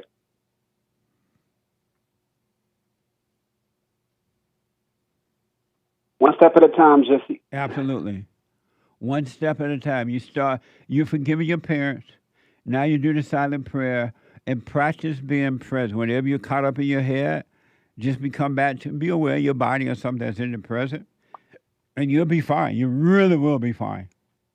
So even when the thoughts don't go, I should just keep hustling? Yes. When they don't go, just be aware of them, but go to work, eat your dinner, do what you're doing, but don't complain about them. Don't do anything about them, but be aware. And don't call them you, but be aware. And it's the awareness, which is the light of God, that will destroy the darkness. The thoughts are the darkness of evil. And the light will destroy the darkness because the darkness hate the light. It will have to leave your body, and they don't want to leave because evil lives inside of human beings. And they don't want to leave a human body. But they're going to have to leave you because the light is shining on the darkness, and the darkness has no authority. And so you recommend I do the silent prayer every day? 100%. For how long? Well, you could start out 5, 10, 15 minutes, and you grow into eventually do 30 minutes. It's going to be difficult in the beginning because you've been one with your thoughts, and all of a sudden you're going to see all these thoughts. And it's going to bring anxiety to you and all that kind of stuff. But you watch them anyway, and don't call them you, and they will disappear. Okay, I'll try that. Yeah. Give it a good try. Stay with it. Stay with it. And if you go in and out of your head 1,000 times a day, you come back 1,000 times until eventually you won't be going in and out like that. You will have no thoughts. You will live by the wisdom that you ask God for, that Solomon had, you will have it too. All right. But you got to surrender and let God take those things out of you. Anyone that's depressed, angry, lonely, stressed, suicidal thought, anger and all that, they are evil because they are one with Satan. And in Satan, there's nothing but this depression and all that. He has no peace. So everyone that has anger, they're one with Satan, and they have his nature, so they're just like him. They're like their father, the devil. Because I'm at a stage now where I'm trying to, get my life together and find a spouse, but I don't want to find a spouse still having this mindset, Don't look for no spouse. You only seek the kingdom of God in his right way, and he will add unto you what is meant for you to have. Because if you try to find a spouse, you're putting that before God, and she will become your God, and she will destroy you. So I mean, those desires of those manly desires, we should just overlook them in the meantime. Those are not manly desires. Those are evil desires. Wanting a spouse? Right. It's because something else is missing in you, and the devil tell you, well, if you get a wife, you'll feel better. You get children, you're going to be a better parent than your children. Than your parent, and you get the kids and you screw them up. Because you're consulting with the devil again, and he just wasn't telling you what you need to do next, and then you do it, and then you screw him up, and then the devil laugh at you. And then you consult with the devil again when you find out you married the devil, that woman from the devil, and the devil tell you, well, get yourself another wife. This one ain't no good. Get another one. And you go and get another one, and then you realize you got the same thing, and the devil laugh at you again. But the scripture says, he who finds a good thing. Right. Finds a wife, finds a good but thing. Don't look for it. He'll add it unto you. Seek first the kingdom of God along with nothing else or no one else, and he'll take care of you. But if you look for those things, you're going to find them, but you'll be miserable. You will never have peace. He'll add unto you. He knows better. He knows what love is. I got to run, but let me know how it goes. Steve, thank you for Thank you so much, Jesse. All right, bye. How have you been helped by the show? I'm going to tell you this. I believe you might go down in history as one of the greatest, if not the greatest, black man that ever lived on planet Earth, as far as I'm concerned. I don't know anybody before you that's been that great. You know, freeing the slaves is one thing, but you've been freeing people of their mind, which matters, it should be anyhow, to you more than anything else, because with the mind not being right, there ain't nothing else going to happen right anyway. If you can doubt every thought because you're not your thoughts, if you can doubt every thought, knowing that you're not your thoughts, you don't create them, they're not from God, that they're from the deceiver, the great deceiver, Satan. If you can doubt every thought, you can be free just like that. At an instant. Bring every thought into captivity. It's so amazing.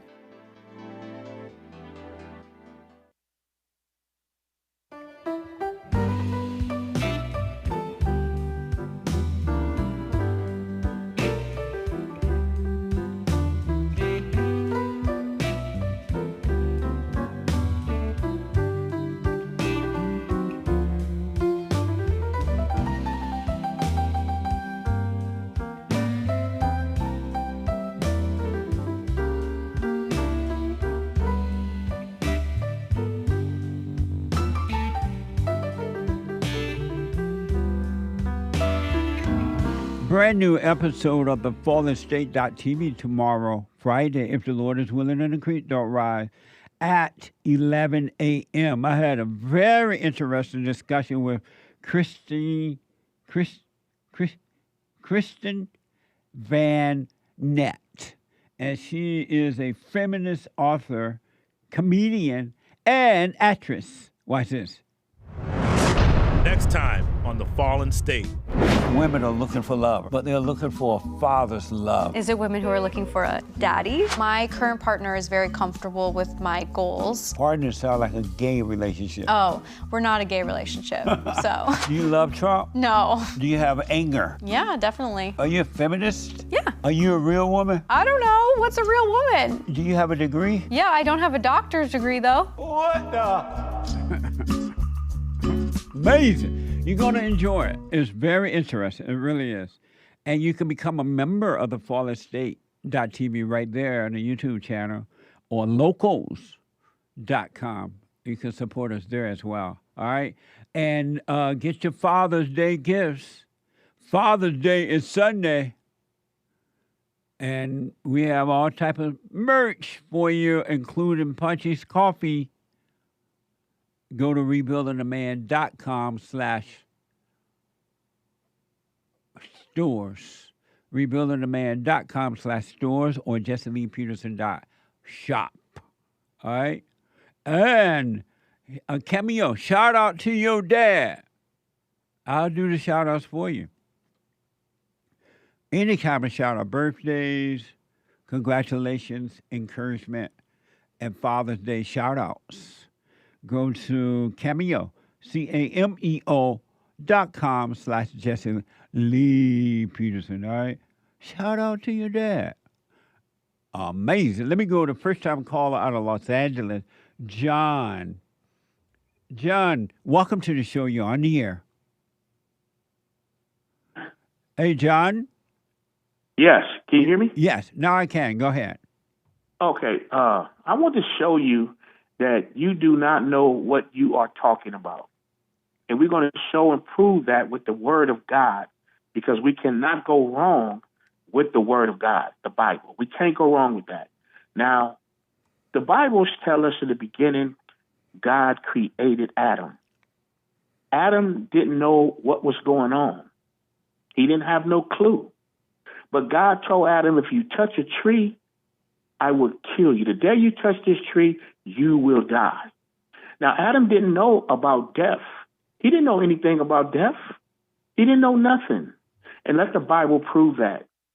In Genesis chapter 3, verse 22, thus saith the Lord, see, man has become one of us, knowing good from evil. See, before that, he didn't know about evil. He didn't know about right or wrong. So God is very unjust, very clear. And I hope you and the rest of the people of the world can see that. Did God not say even don't nothing- touch the tree or don't eat from it? It didn't matter. He said, touch, eat, whatever. He said, the Did day God you say touch don't touch from it or don't eat from it? it, don't eat from the tree. Why you say he said don't touch it? Okay, because that's touching the tree. But If you're going to pick up, he didn't say don't touch the tree. okay, whatever he said, Jess, y'all need to understand. But why that you it's saying very whatever clear. he said? You supposed to be you supposed to see, be quoting the this is Bible very- to us. You quoting us on whatever he said. See, now you want to come off of topic. No, Let's stay I'm right seeing there, on Jess. top. I'm just saying you the one quoting the Bible. You talking about God said don't touch the tree. He said don't eat from the Right. tree. Okay, don't eat from the tree, don't touch the tree. The day you eat of it, you shall surely die. But Adam didn't even know what death was. Right. Do you agree? Yes. Do you agree? Yes. And that's what Okay. makes men and women think that they are God, because at one time Adam only knew good, God, his father. Okay. And he didn't make Okay. decisions, he didn't judge. But then when he listened to the woman and he turned away from the father, the woman became his God, then he knew evil. And so he started to play God by judging good and evil. And that's what the problem, that's why it became a problem. Okay, but see the point, Jess, what I'm trying to get you to see and the rest of the world, that God is very immoral. He's not a good God. He what? Because you cannot judge nobody that don't know. That's just like me with a child. If I have a 1-year-old child, Jess, and he take a crayon or she take a crayon and write on the white wall of my living room and just write all on it, I can't hold that child responsible because the child didn't know that it was doing right or wrong. It didn't have no knowledge. I don't So it's the understand what same you're thing with saying. You Adam. saying God is no good? No, yes, God cannot be just to judge Adam and say, look, if you touch this, I'm going to kill you. How can you do that, God? And Adam don't know about right or wrong. He didn't say he was going to kill you. He said don't eat from the tree because he understood Right. that the tree was evil and that he would evil. Had Adam never listened to Eve, everything would be fine. But he listened to the woman. That's why everybody is suffering. Am I right about that? No, that's wrong, Jess, because what I just It's said Jesse, is not God Jess. cannot, Hey, it's God Jesse. cannot John. do that. John. Go ahead, I'm listening. It's not Jess. It's Jesse. Jesse, okay, my bad. Sorry about that. Okay. So what I'm And saying, so, Jesse, did go ahead. did God punish Adam because he listened to the woman? According to the Bible, yes, he listened to the woman. Right, and as, right? as But I don't want to go off topic, though. I don't want to go off as a topic. result of listening to the woman, is it true that every time the man listens to the woman, now he suffers? No, he does not, because the woman is the first. The woman is the first teacher of every man. That's Your the mother. problem. Do you agree? That's the Do problem. you agree? Yeah. No, do you agree? She does teach him, but she screw him up because she's evil. I'm asking you. Okay, Jesse, let me ask you. Who taught you about God? The mother. That's the problem. Okay, see, that's the first teacher of the planet Earth. But the mother. But isn't it true that she's evil?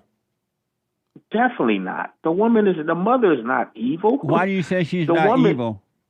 Because the woman will give her life for you with no problem. If you are at a gun, if they finna shoot you down, your mother, with no doubt, will step and say, listen, I will take my child's place. Please, let me do this. It's not a problem. Is Satan the woman's God? What's that? Is Satan the woman's God?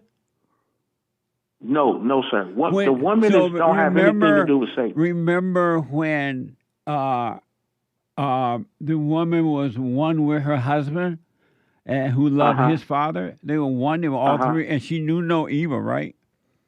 Yes. And then the devil had tempted Adam, but Adam resisted the temptation. But then he went and tempted Eve, and Eve eventually gave in to the devil. And as a result, she would no longer listen to her husband because she had become evil. Satan had become her God. Is that true? No, sir. So when Because she the listened to the devil, woman, he did not become her God? let me show you. No, that's not true. Because what Well, the I want to devil go actually back did. to what you said about God being evil or no good or something. Why do you say God is no good? It's because it's very simple, Jess. How can God judge Jesse? Excuse me, my bad again. I apologize. Okay. How can God judge Adam when Adam had no knowledge of good and evil? He did not judge Adam. Yes, he did. He God said, does if not you touch judge. the You're tree, assuming that. if you touch the tree, you shall surely die. Right, but how he can didn't you judge do him. that, God? He didn't judge him. What How- it meant was, what does that mean when he said you will surely die? He said he will stop breathing. That's what death means, right? You're no longer breathing. Your heart is no longer that's not moving. death, man. What's death? Death is when you die from God by becoming angry. You no longer have a relationship with God. You become unconscious, and your relationship is with evil, with Satan, and not with God. Well, is that true or this not? devil. Is that true or not? That's absolutely false, Jesse. Absolutely. Are you a preacher? Now, am I a preacher? Yeah. No, I don't consider myself a preacher. Are you a black Israelite or a black Jew or something? I am definitely not an Israelite. I am definitely not a Jew. I consider myself a black person that loves to teach the people because guess what? I can be an honest teacher or I can be a devil teacher. Well, right now you're being a devil teacher. Okay, so guess what I'm doing, Jess? Because you I'm said teaching, that right? Am I teaching? Am I teaching? Listen. Am I teaching the people how not to be? No. What am I doing? Deceiving them. Okay, am I teaching somebody I gotta go, not John. to be that way? John, I gotta run. Okay, I know. That's wrong. Okay. Yeah, have a good day, brother. Okay. No doubt. Super. Super chats. Over on IG, Madeline asks regarding how people, you mentioned in church that people are addicted to the false self. Right. How to overcome that addiction? By becoming aware of it. When you become aware of the not you, the thoughts and emotions, and don't call them you, don't try to get rid of it, don't deny that you're feeling this way, it will be taken away from you. The awareness will change it. Most people won't stay present. They won't stay aware. That's why it's not changing. But if you stay present, it will change. R.H. Hernandez, the fourth, 5 coffees, no message. Thank you. JLA 9X40 is a new member on the Jesse Lee Peterson channel. Right on. Thank you.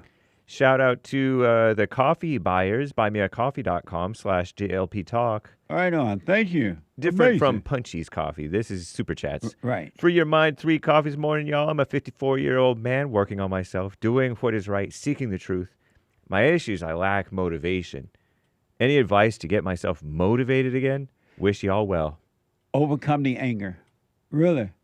If you overcome that anger, you're going to have the real energy that comes from above, and you'll do whatever you need to do, whatever you get, 24 hours a day if you need to. But you got to overcome the anger, drop the anger. Amazing. Thank you. David, Jesse, if these activities in L.A.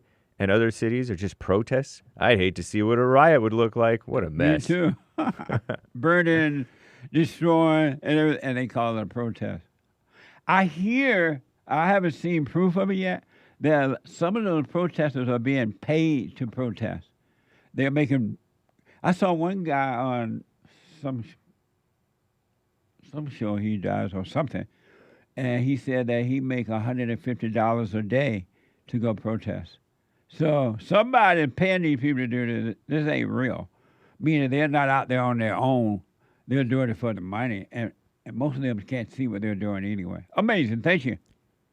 Someone on the BQ, do you think for yourself? No. If I have to think, that's the devil. God's voice is a knowing. For example, 2 switches in a room, one turns on the light, the other doesn't. I automatically know which switch turns on the light. No thinking required in life, period. You understand that as the evil voice gets weaker. Thank you. I'll put my 2 cents in on Sunday. Thank you. David asks, when will I have... Ask! Quoting, When will I have peace? You can turn back to the Father now and have perfect peace right now. It's truly amazing. Amazing. Drop the anger. You shall have peace. You're never going to have peace as long as you have anger, because anger is evil. And you're one with Satan. You're one with evil when you have anger. So you got to drop the anger. Amazing. Thank you. Stephanie M., do you believe in reincarnation? I don't. You know, I know people who totally believe that it's possible. I even have a good friend who believes it's possible. So I don't know about that, but I neither believe it or doubt it. But I do hear people say things like that. So I don't know. Amazing. KOC on Pilled gifted the can. Jesse calling it out like it is. God bless y'all. And thanks for your support. I appreciate it. Michael Baseball 93 on Pilled. Morning, Jesse. Good morning. Amazing. Thank you. Age of Inversion on Rumble, monthly supporter. One of those No Kings protests on Saturdays happening a few towns over. Should I drive past and throw some salutes and yell, "Hail ICE"? I wouldn't. They may throw a rock at you. Indeed. Amazing. These people are like dangerously evil, and they throw rocks. They don't even mind throwing rocks at the police, and the police are just doing their job. But I wouldn't take that risk. Thank you. Pastor Chatelet on D Live Coonin. All the way. Amazing. Thank you. Pastor Chatelet on Pilled gifted the cookie collar at 34. If you want to fight, put your head up your something and fight for air. LOL, beta mommy's boy. Thank you. Joel or Joel Eklund. Where did Joel Friday go? He's not here. He's not doing the show anymore. So, Mark, forgiveness is part of knowing at God, having a renewed heart of God's grace and mercy. Thanks, Bond. Strong heart. Thanks, Idea. Also, happy birthday, Madi. Right on. Thank you. Party. Amazing. JV, the Great Three Coffees. Biblical question. Do you think for yourself?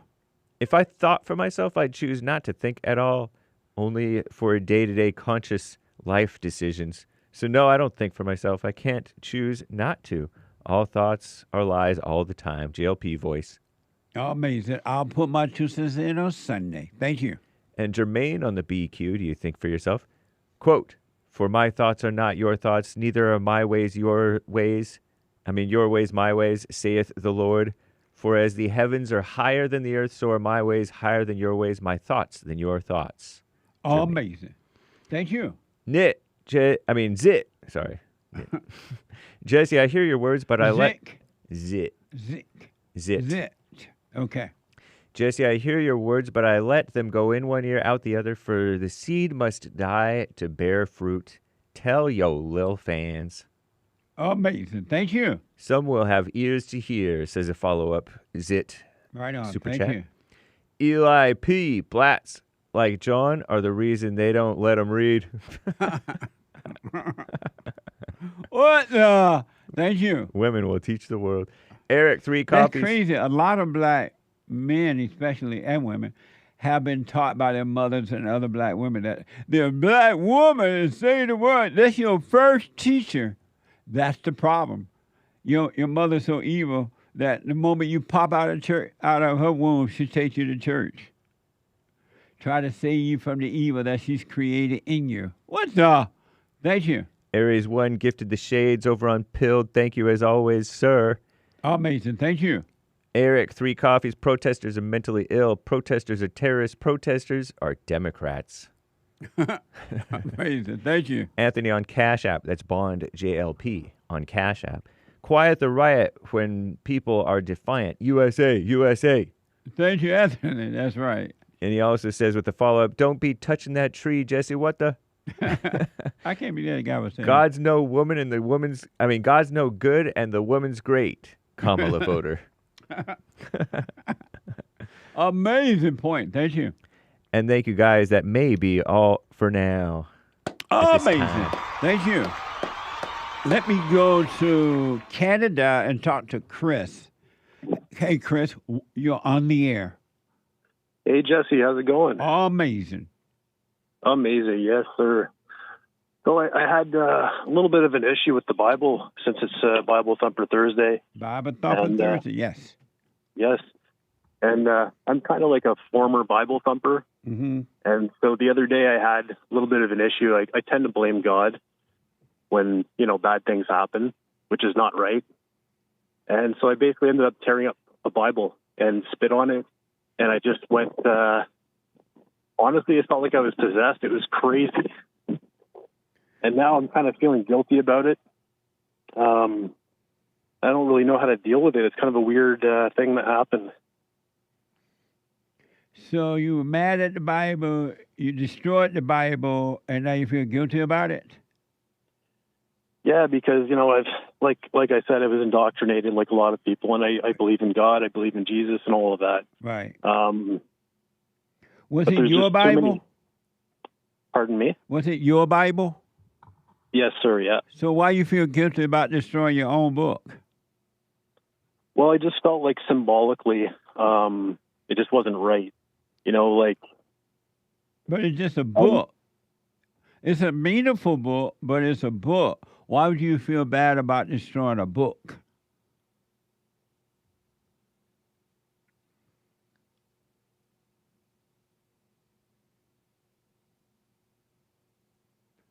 Any day now, I will hear you say. Chris? Oh, his phone dropped. Hold on, Chris. Sound like your phone. It sound like you're on mute or something. Hold on. I'm gonna let Derek check it out. I'll come back to you. Let me go out to Georgia. Georgia on my mind. Mimi. Our friend Mimi. Mimi, welcome to the show. I can't hear her either. Oh, maybe there's something with her. Hold on, Mimi. Don't hang up. Hold on. It may be on our end or something. Let's find out from Derek after he finished talking with Chris. Oh, okay. Yeah, There's something going on with the phone, guys. Don't hang up. Mimi, don't hang up. What? Not necessarily. We just heard that dial tone. So it may not be on our end? Correct. Well, I'm trying to find out from Derek here in a sec. Okay, Derek. See if he hears them. That'll give me more info. Amazing. Derek can't hear him either. He says he can't hear them? Right. Okay, we got to reset the lines. Okay, we got to reset the lines. Call us back in 5 minutes. Within 5 minutes. What? Call us back in just a few minutes, please. All right, so we're going to reset the phone. And so if you hang up, call us back. And we'll get right to your call. It's a good time that it's happening while we're on a break. One more hour to go. Call us back. We're resetting the phones. And call us back. And I got to take a break. One more hour to go. The hate news, not the fake news, is coming right now. And I'll be back in a moment.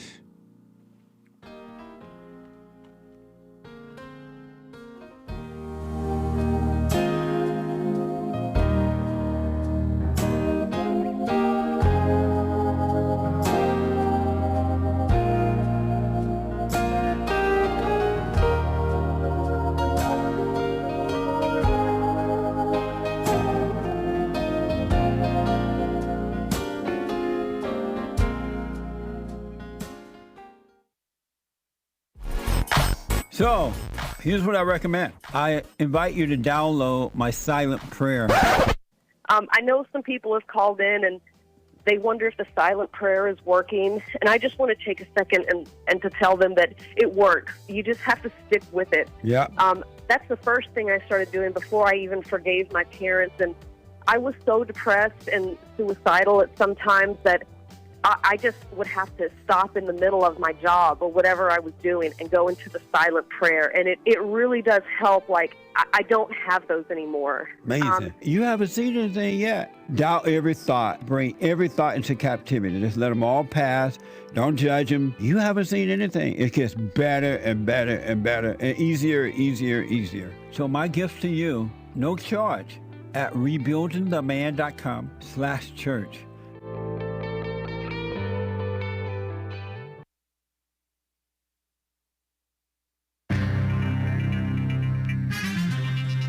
There's vaccine propagandists, and then there's RFK Jr., who's done some dismissals and appointments at Health and Human Services or CDC or something. And what else is going on? Film mogul Harvey Weinstein has been partially Me Too'd all over again by apparently, a majority female jury in court. What a mess. Can't tell what the truth is with that type of situation. An India plane crash, as you heard, with 242 people aboard. You heard that in the first hour, was headed for London. Terrible. I think the feet per minute decline should have been feet per second in that little news report. So it might have been a mistake by that reporter lady that you heard in the clip in the first hour there. This is the end of hour 2 of the JLP show. We are/have reset the lines. So you can start. So some of you are getting back in there. There is one line open. You can call in during Hake News, not Fake News. And JLP will be right back for the third hour. After that, the Hake Report. And then after that, American Anchor Baby. Okay? Nice. No more Joel Friday TV. All right? Gaza, a bus carrying more than 24 workers from the Gaza Humanitarian Foundation, a controversial U.S. and Israeli-backed aid initiative, attacked late Wednesday. We're still gathering facts, but what we know is devastating. At least 5 fatalities, multiple injuries. Some of our team members may have been taken hostage, so said the GHF in a statement. The aid group accused Hamas of carrying out the assault. They have not yet responded to allegations, at least not as of early this morning, late last night. The GHF established amid Israeli accusations that Hamas is stealing aid in Gaza and profiting off its sale, but the organization has been controversial from the get-go and criticized by multiple international aid agencies, probably because they want in on the action, right?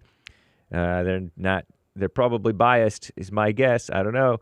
Also, Wednesday night, the Israeli Defense Forces, IDF, and Shin Bet security agency announced the recovery of 2 deceased hostages during a military operation. Meanwhile, in America, in immigration, better known as invasion, a federal so-called judge granted Mahmoud Khalil's habeas corpus petition and blocked the Trump administration, our greatest president, from continuing to detain the former Columbia University graduate student, whatever that was. During the 2024 demonstrations on campus, you know, these pro-Palestinian degeneracy, Khalil served as a liaison between students protesting the treatment of Palestinians in Gaza and school administrators. Mahmoud Khalil was one of the first in a series of high-profile arrests of pro-Palestinian student activists caught up in Trump's efforts to crack down on anti-Semitism. All one word, no hyphen. That's CNN's word, right? Fake word.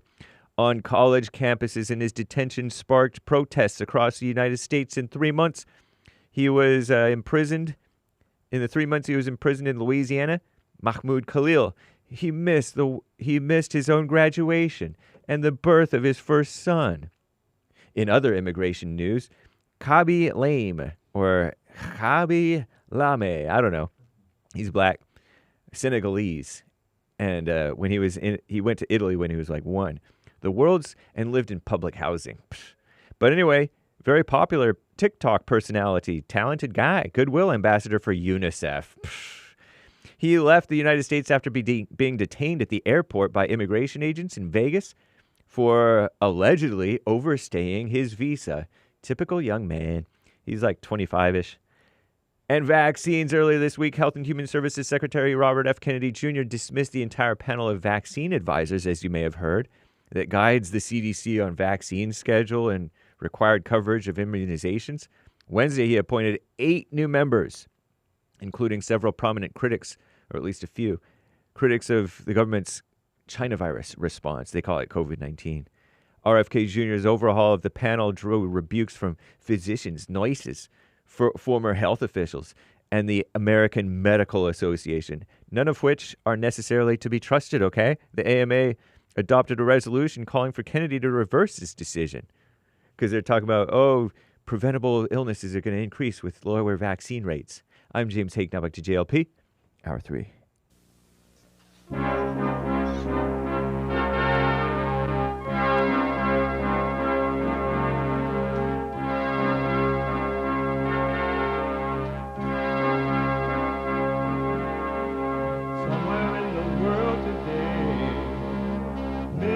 and to stand up strong. Face the truth about themselves to understand what went wrong. I know we can find a way. I know we can find a way. I know we can find a way to stand up, stand up, stand up.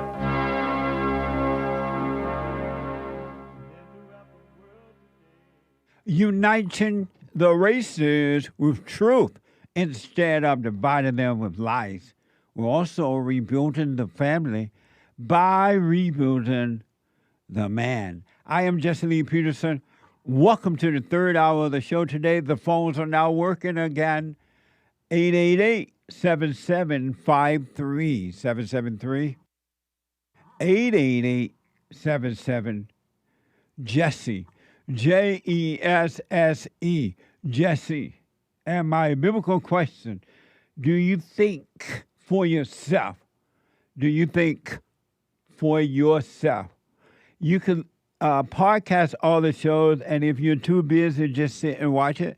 You still can be listening on your iPhone or iPad by calling the listen line on TalkStream Live at 605-615-4131.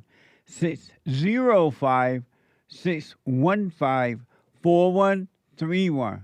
And to donate and have your comments read out loud, go to buymeacoffee.com/JLP Talk. Buymeacoffee.com/JLP Talk or Bund JLP Cash App. Bund JLP Cash App.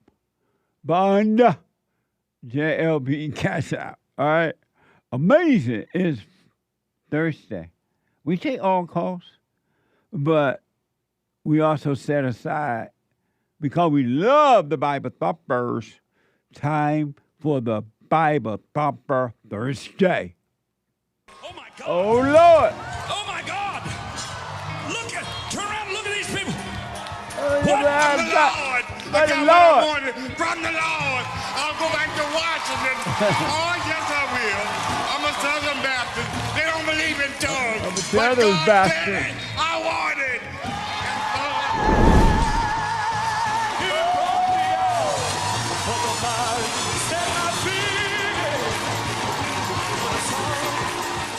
Amazing. Bible Thumper Thursday. 888-7753-773. Let me go back to Canada and finish up with Chris. Chris, something happened on the phone. I was in here, so let's see here. Hey, Chris. Yes, sir. Okay. So you feel bad about destroying your Bible, and why did you feel bad about destroying a book? So you brought up a good point that it is just a book. Yeah. It's a very good book. Yes. But for me, it was like the symbol of it, and also my state of mind was anger towards God, like I shouldn't have, and I don't like. It was almost as if I was possessed. Like I was so upset with God. It didn't make any sense. And why are you mad at God? Well, I think it's because sometimes things don't go the way that you plan in life. And sometimes rather than taking responsibility, it seems to be easier to blame it on someone else or God, right? I understand. And what would happen in life if you had no plans? I guess I'd sit around and wait for a plan. Why? What's the purpose of having plans in life? Except for I plan to go to vacation. I plan to, things like that. But why do you need plans in life? I guess just to have sort of like a compass, like a direction sort of thing, right? But how does plan give you a direction? It gives me kind of an area to start working on or going towards. But why do you need that? Why not just do what's in front of you? That's a good point. But the thing that is, was a question.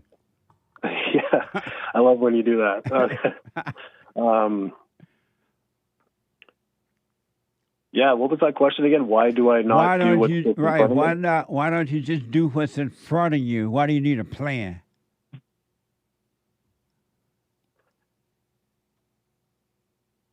Probably because of my thoughts that are interfering with just being in the moment. And so why don't you let them go and stop identifying with them?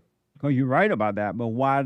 And you've been taught all your life to have a plan, and your parents have taught you that. The world have taught you that, and all they have taught you was to suffer in life because plans don't work.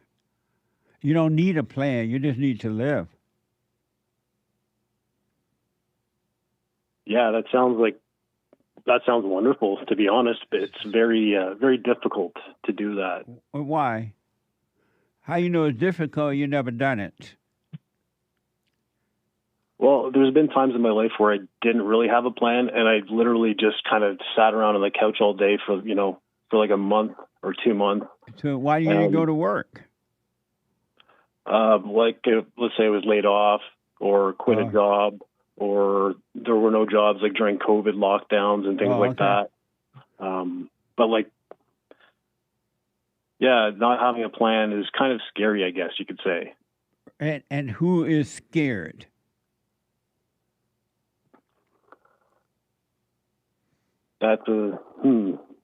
Well, I would think that not I, because I don't really know who I am, but I guess the observer of the thoughts and the plans is the problem. And who is scared?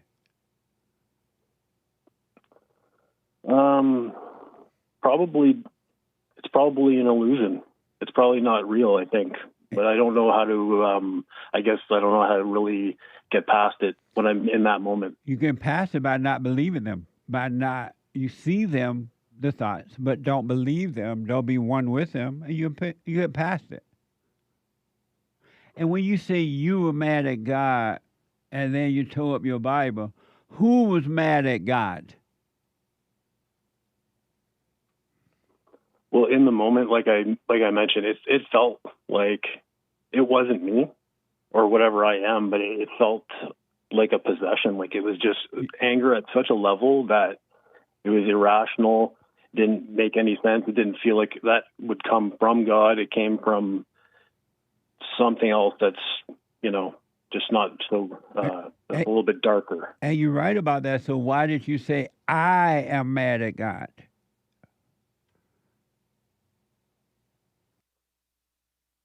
Right. So do you think that No, that was a question.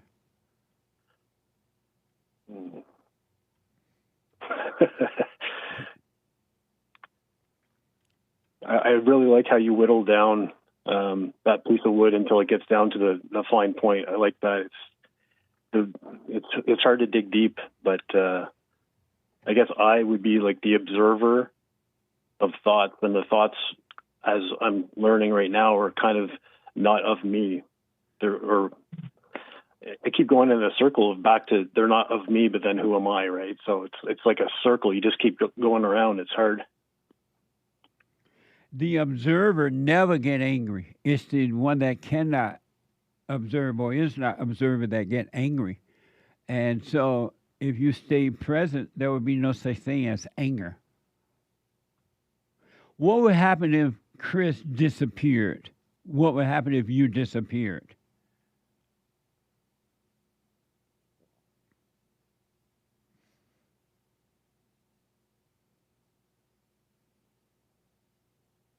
I have no idea. So why don't you disappear and find out? Disappear? Okay.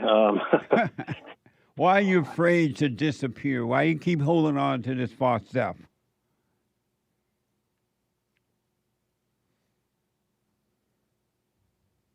I guess because I think maybe it feels secure to have this false identity, maybe, where you're like, oh, that's who I am. And then that brings security to people, maybe. I noticed that all angry people are afraid. They're afraid holding on to the anger, and they're afraid to let the anger go. You're living in fear because it is an illusion.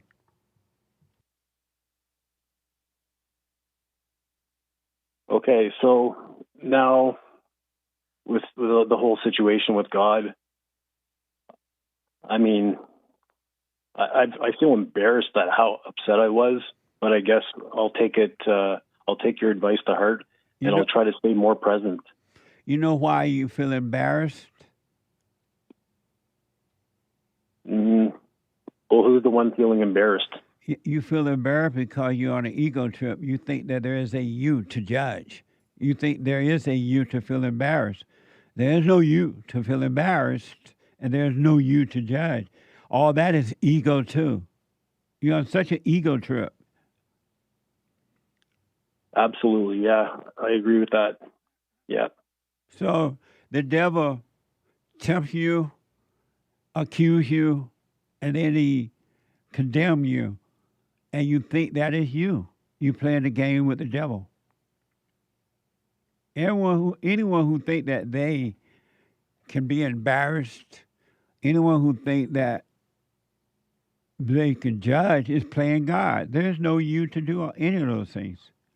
That's still an egotistical person. Yeah, I think you hit the nail on the head. Yeah. And so I just put myself in situations where normally that would be embarrassing and just sort of like deal with it and be in that moment and be like, oh, it wasn't so bad. Well, you don't have to put yourself in situations, but don't run from them. And when you feel the pain, you should count it all joy when you feel the sting of emotions, fear, loneliness, doubt, anxiety, worry, all that. You should count that as joy. Don't do anything about it, and just see it. And the light that you're looking, that it causes you to see, is destroying the darkness. It's just dark, evil. All those emotions are evil. And it's not you. It made a home in your mind and body emotions, but it's not you at all. In all your life, you've been identifying one with the devil. You and the devil are one. That is the nature of the devil. Emotions, good or bad emotions, worry, anxiety, stress, suicidal thoughts, false identities are all the nature of the devil.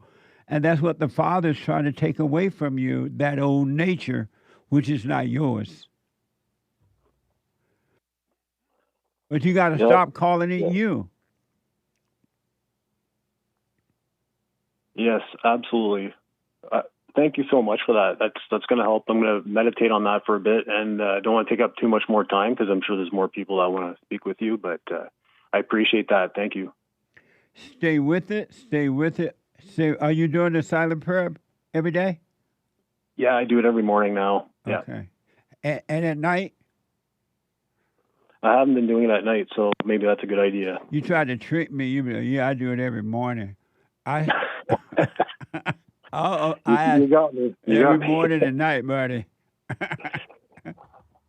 All right, that's awesome. Okay, well, you guys stay safe in L.A., and hopefully Donald Trump slaps those little babies around and ends this soon. Absolutely. All right. And you stay with the silent prayer. Stay present. Practice staying present. And stop calling evil you. Okay, great.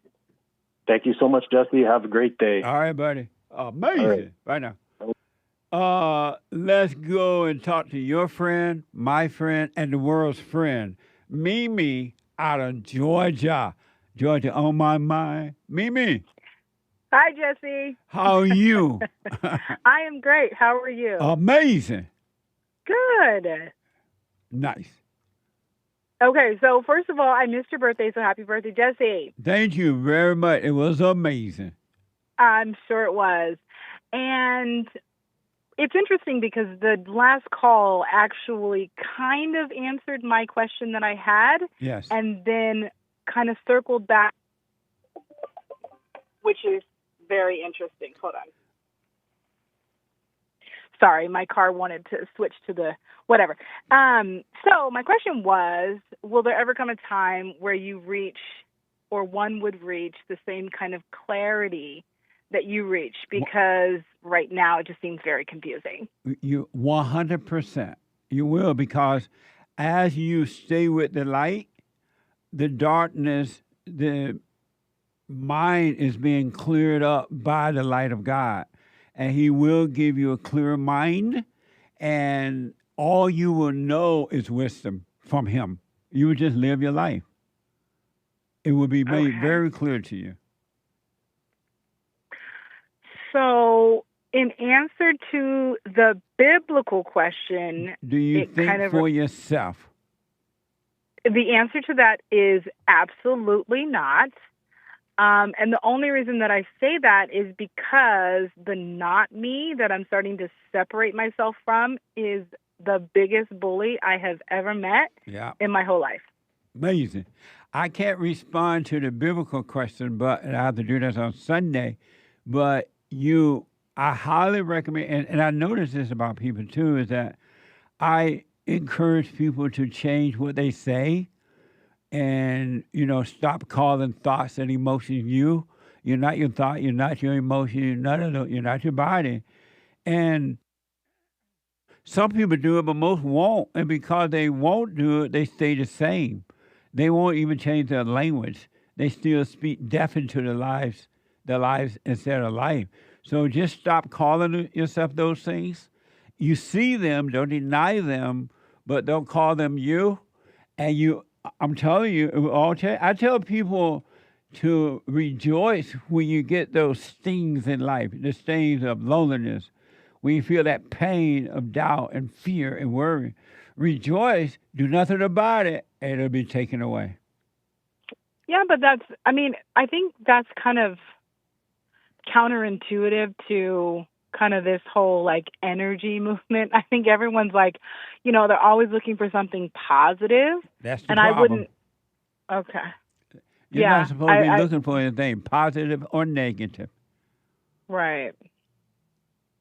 I get it. For sure. Also, I think for me, and maybe this goes back to what you just said about speaking life or speaking the truth. Which is life.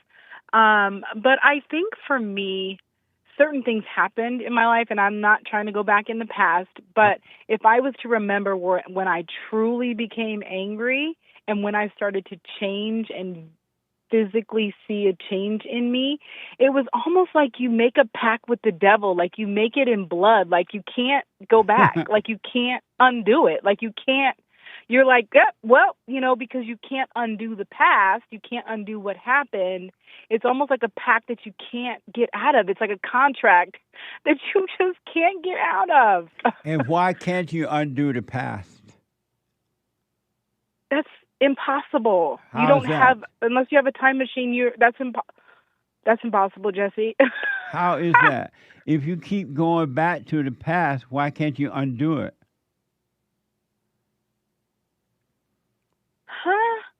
You can go back to the past by remembering what happened, but you can't affect it. You can't change it. But if you can go back, why can't you change it? So what? Maybe the answer to that is I'm not really going back. I rest my case. There's no such thing as going back to the past. The thoughts, which are not your own, tell you about the past, which doesn't exist at all. So you're not going back. You're just believing a lie about the past. Well, but Jesse, I think I know you've heard this from probably many people, and I'm not trying to be that person, but these things are huge. They almost feel overwhelming, the things that happen. So it's like, I know people always say what happened to me was the worst thing that could have ever happened to somebody. I'm not trying to be that person, but at the same time, these thoughts are really, really big. I wouldn't, if I started chewing bite by bite, it would take me my whole lifetime to bite into all of this. And why you say that? Because it just seems so big. It really does. But it's just a lie. It's not big. You're believing another lie. You still trust the devil. You trust, Oh, that sounds crazy, Jesse. you still trust the lie. You're believing, oh, they're so big with something that doesn't even exist anymore. Whatever happened then, whatever happened then. It's not happening now. But you believe the then, and the devil tell you, that's so big, that's so this, and that's so. You're still worshiping the devil. You're believing a lie.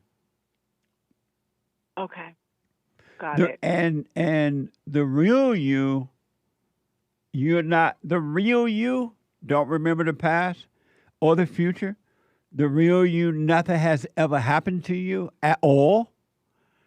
The real you is free. It's this fake you that you keep calling you, and that's what making you suffer, because you're suffering with evil and calling it you.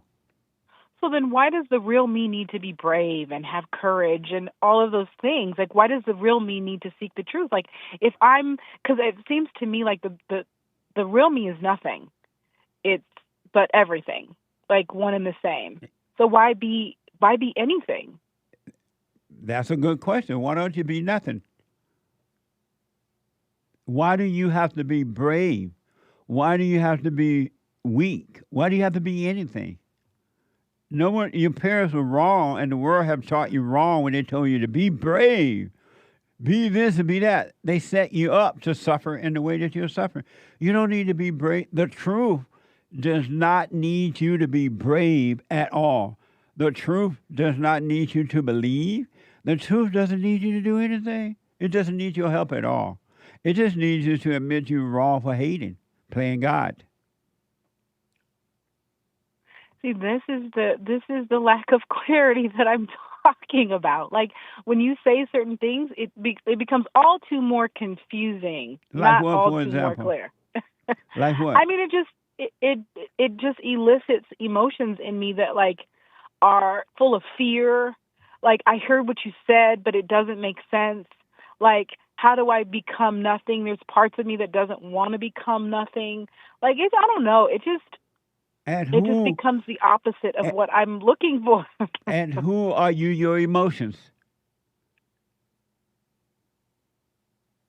Well, you know how I am. Like, I feel like those are the things that help me feel my way through. But those are the things that are keeping you in the darkness and suffering. You have identified with the devil, and you're calling him you. Okay. Well, I'm sure I'm always calling with something, but I always love talking to you, Jesse. It's always a pleasure. I love talking to you. What now? Did you... And everybody that know you that's listening right now, they have a smile on their faces. Yeah, it feels good to have this discourse for sure. What would happen to you what would you do with yourself if you had zero problems? Oh, I would, if I had zero problems, yes, I would literally first of all, I would allow life to happen. And in those moments, I feel like I would open myself up to amazing opportunities and not really stress about them. I would just walk right into them. So why don't you do that? Because I have a lot of fear. And are you the fear? Why are you letting fear stop you? Fear is an illusion. It's not even real. Fear doesn't even exist. It's just in your mind, and you believe a lie. Why don't you go through the fear, do what you want to do anyway, and see what happens? You will see that, I can't believe I believed that I was afraid to do this. Fear is an illusion, and it's stopping you from living. That's fair. Yeah. Why don't you make your mind up? I'm tired of living this way. I am tired of living in fear. I'm going to do what I want to do in life and see what happens. Okay. I almost want to say if only it was that easy, Jesse. It is. Like that. I would rather make that pact with God than the pact that I made with the devil, for sure. And you can do that. Just don't let the fear stop you. See it, but don't call it you. You're going to see it's an illusion. It's like you're walking down the road in Alabama on a hot, sunshiny day, and you see this mirage down the road, this heat wave or something, and you get down there, it's not even there. It was just an illusion. Yeah. Up the road from you. Yeah. Okay. Okay. Why don't you make up your mind, I'm just not going to live this way anymore? I'm going to stop. I need help, God, but I'm going to stop living this way. And just live your life. Without any expectations, without any plan, any idea. And when you make a plan to go to New York, to go to trip, you make the plan, you buy your ticket, and then on the day of the trip, you take the trip. But you don't need to worry about anything. You need to just live. Did you get rid of that man? Jesse. Possibly. What does that mean? I don't even know how to answer that. Why not? Because it's kind of still where it is, you know. And why are you living that way? I don't know. I think the last time we talked, it was just because I felt so bad. That's an ego. There's no such thing as you feeling bad. Stop being so prideful. That is crazy. Because I think I associate pride with, like, the absorption of self.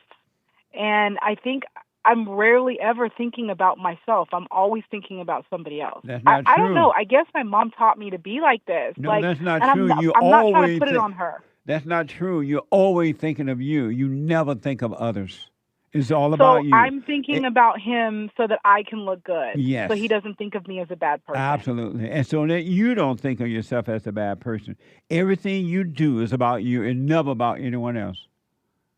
You don't want to look like a bad person. You don't want to make someone feel bad. You don't want to do this. You want to look like you're a good, caring, giving person. It's all about you. It's not about anyone else but you. Ego is only about self, never about their children or anything. It's about self. And then you lie to yourself and say it's about others, but you're lying. Okay. Everything you do, Mimi, is about you.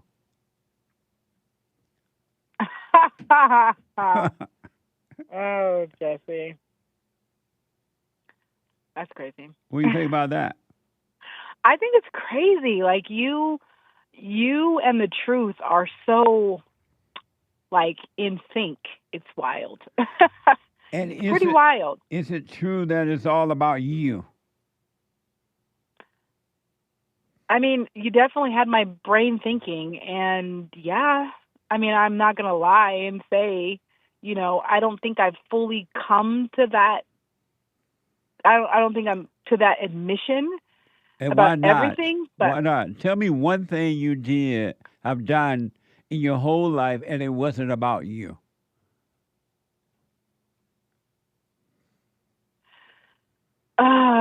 There isn't anything. Right? But it's been always about you. That's what everybody is. That's right? the problem. There's no love. They're always about themselves, some type of thrill they're trying to get, putting on a front, doing it. It's all about self. Every human being, until they return to the Father, has the same problem. Absolutely. Okay. Yeah, I'm on this journey, that's for sure. Yeah. Like you said, once you're on it, you just really can't go back. Absolutely. Like you just can't. You can't walk into the darkness. You can't walk towards it. You're always going to want the light. So I get what you're saying. Hold on, Mimi. Hold on. I got to take a quick break. The treasure chest is now open on DLive and scratch off on PO.net. Be still. Don't overreact. most of the people that I know, they say, "Oh, I know Jesus. I love Jesus. I'm an observer." And as soon as something don't go their way, they get mad. I'm like, what the? If you overreact, folks, remember to do that. Don't overreact. And when you get mad, it's your problem. It ain't your wife's problem, your husband's problem, your neighbor, your friend, your preacher, your teacher. It's your problem. Why you think you tick? It didn't go your way or the way you think it should go. Don't have a way you think it should go. Let life just happen. Thoughts make you think that life should go the way you want it to go. And if it doesn't, if someone don't do or say or act the way you think they should act, you hate them. And then you blame them for being mad. It's the darndest thing I ever seen. But it's amazing to see it. So relax.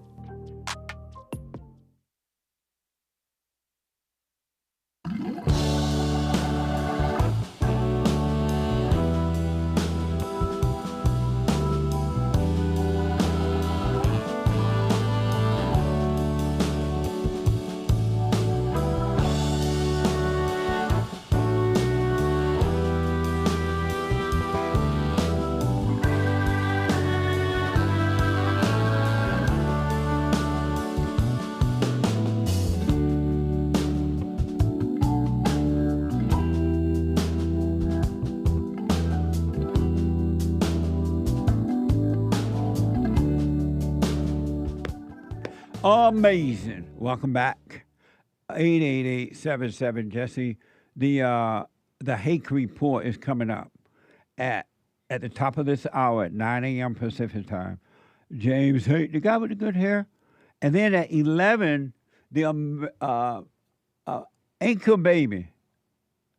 American Anchor Baby at 11 today. Joy Friday, no show for Joy Fridays. The American Anchor Baby at 11 a.m. Pacific time.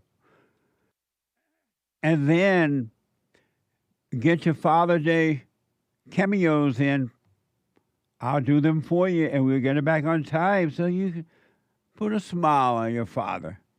Go to Cameo, whatever shout out you want, personal shout out or whatever. Go to Cameo, CAMEO.com/Jesse Lee Peterson. CAMEO.com/Jesse Lee Peterson. Let me go back to the busy folks. Mimi.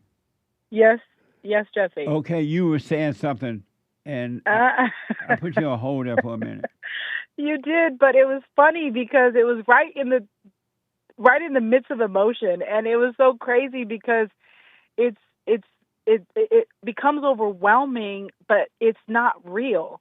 You know, it actually stops you from thinking because what you said was really, really important and yet not. You know what I mean? Like, it's like, so I just was able to sit in what you just said. And it was, like you said, it was amazing.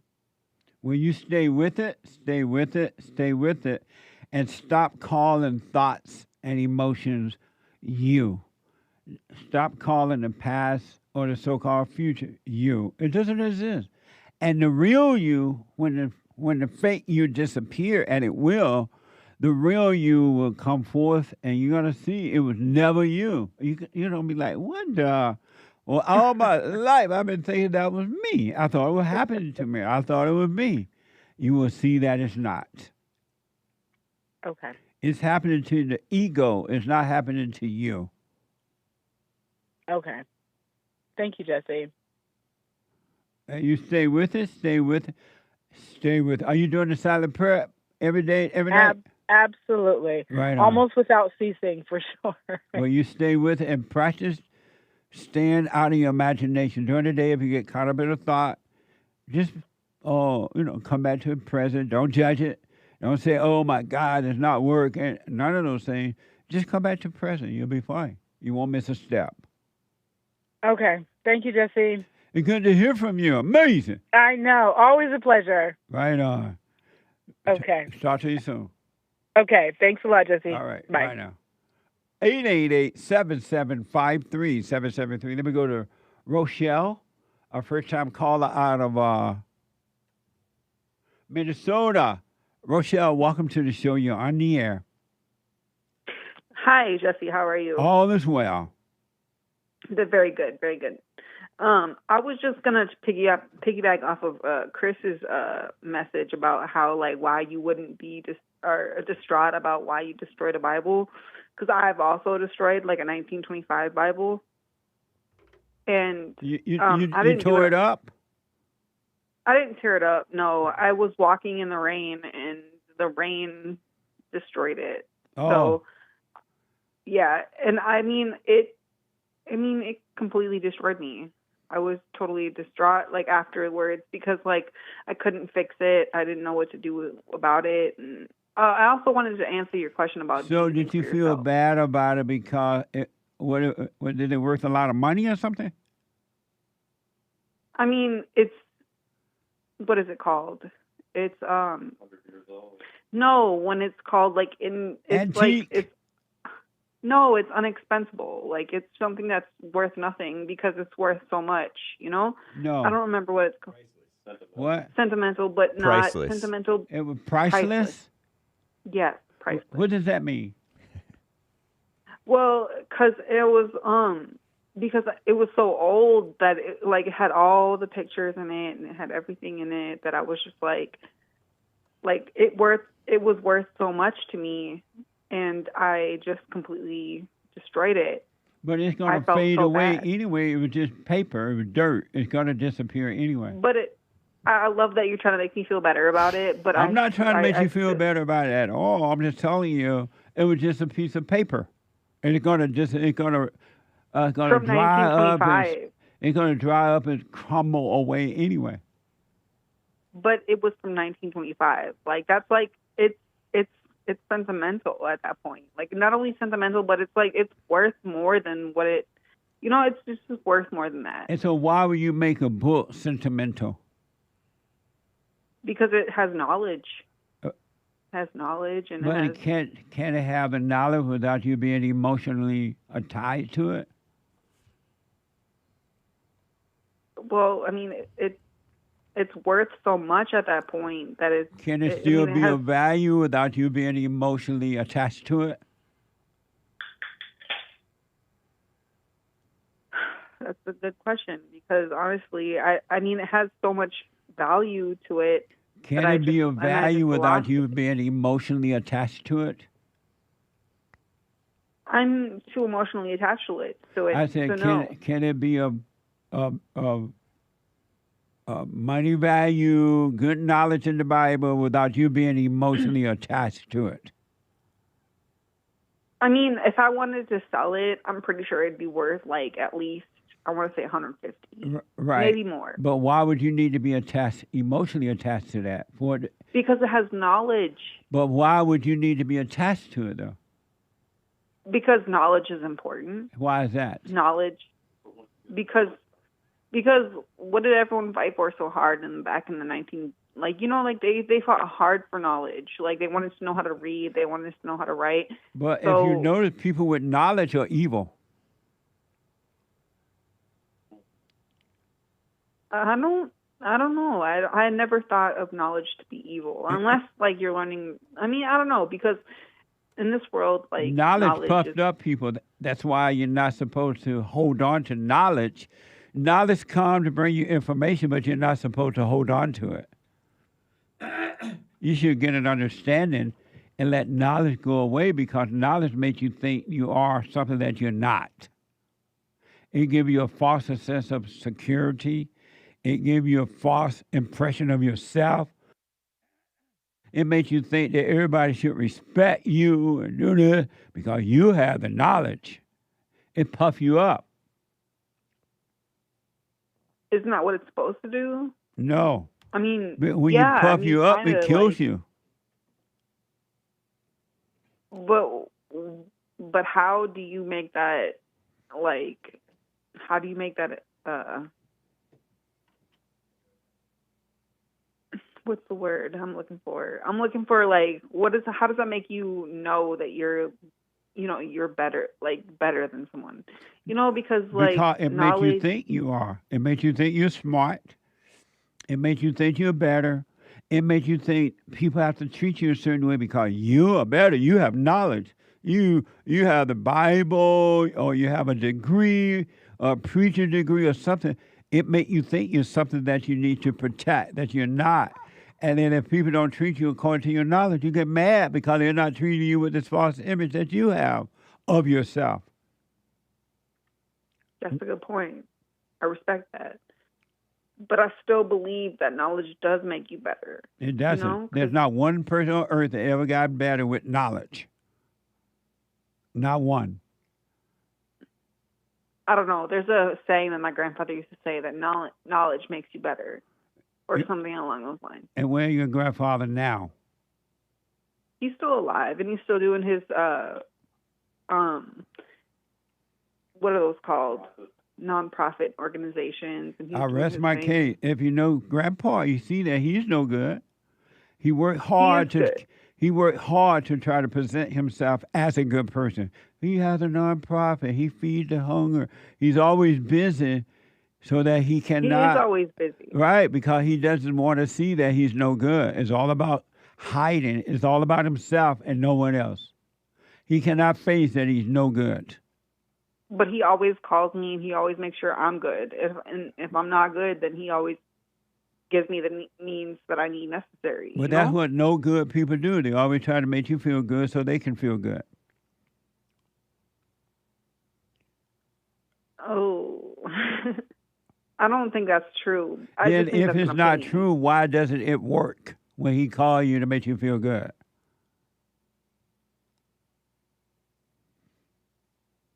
Say that again? If it's not true, he's just doing that to make you feel good so he can feel good.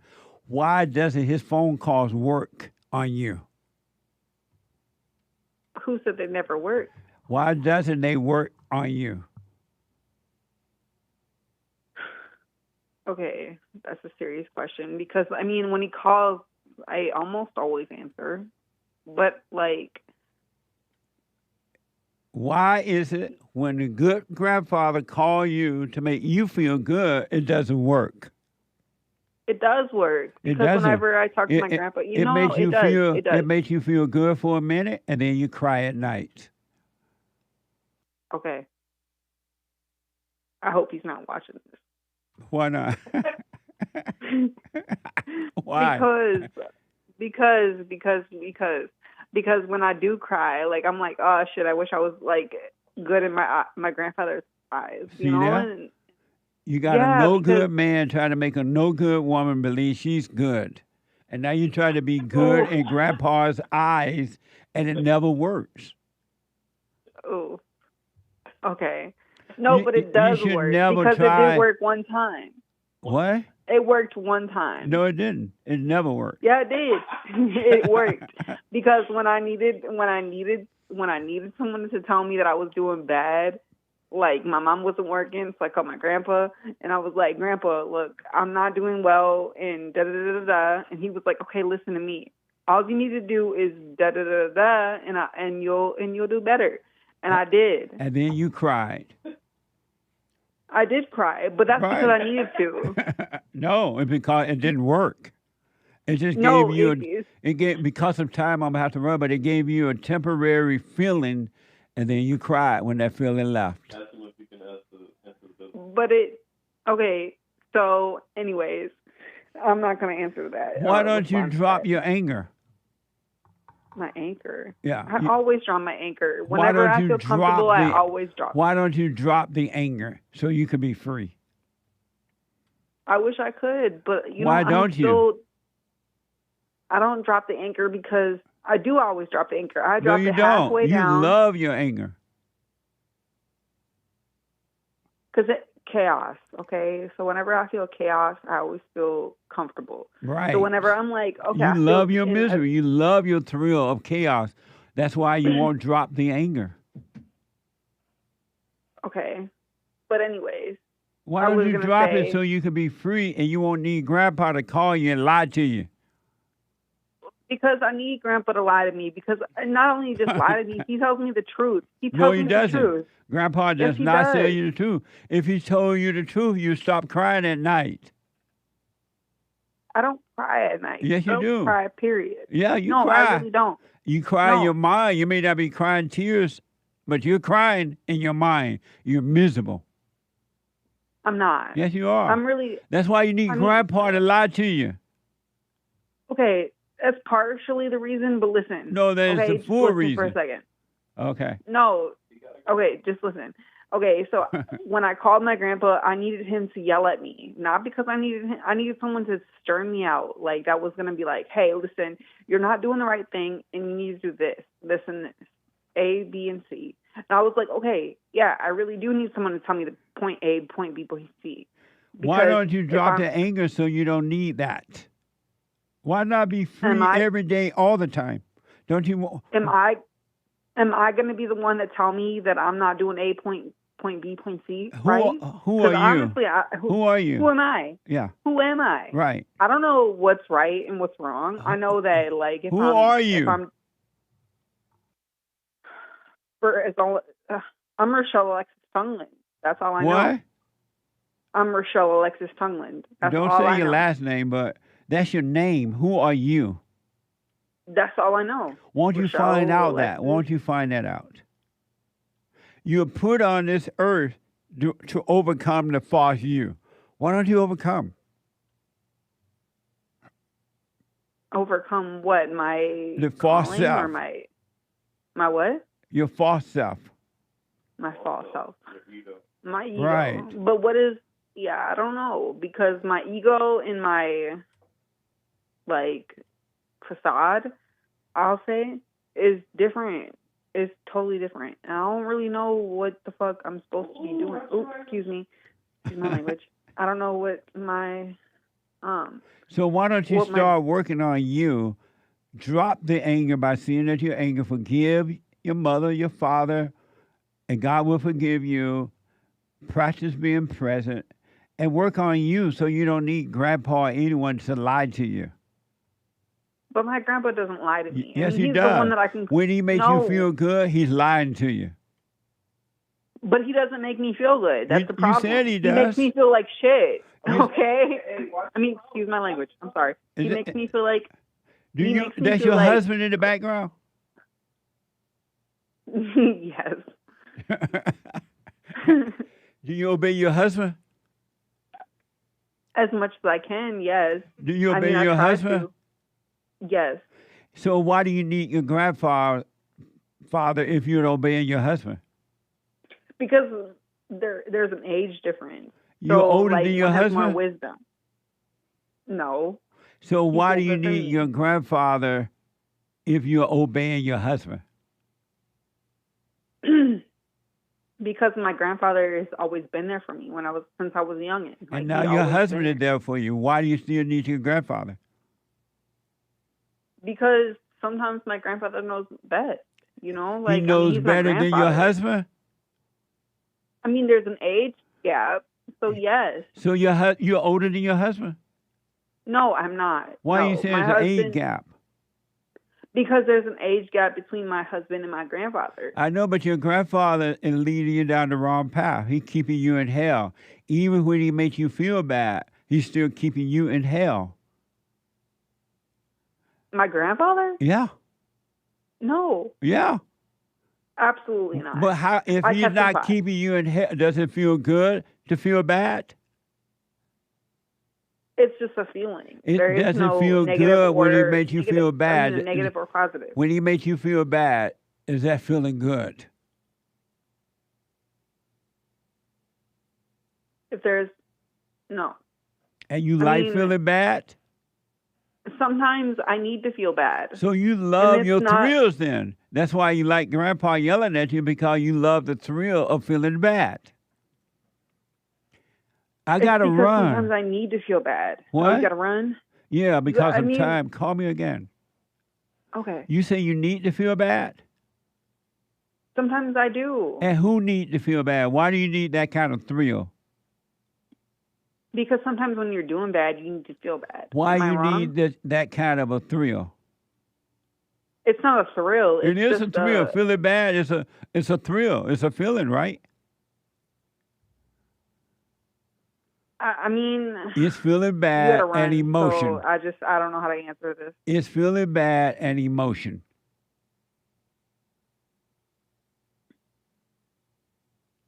you got other callers, and I don't want to. Is feeling bad and emotion? Yes or no?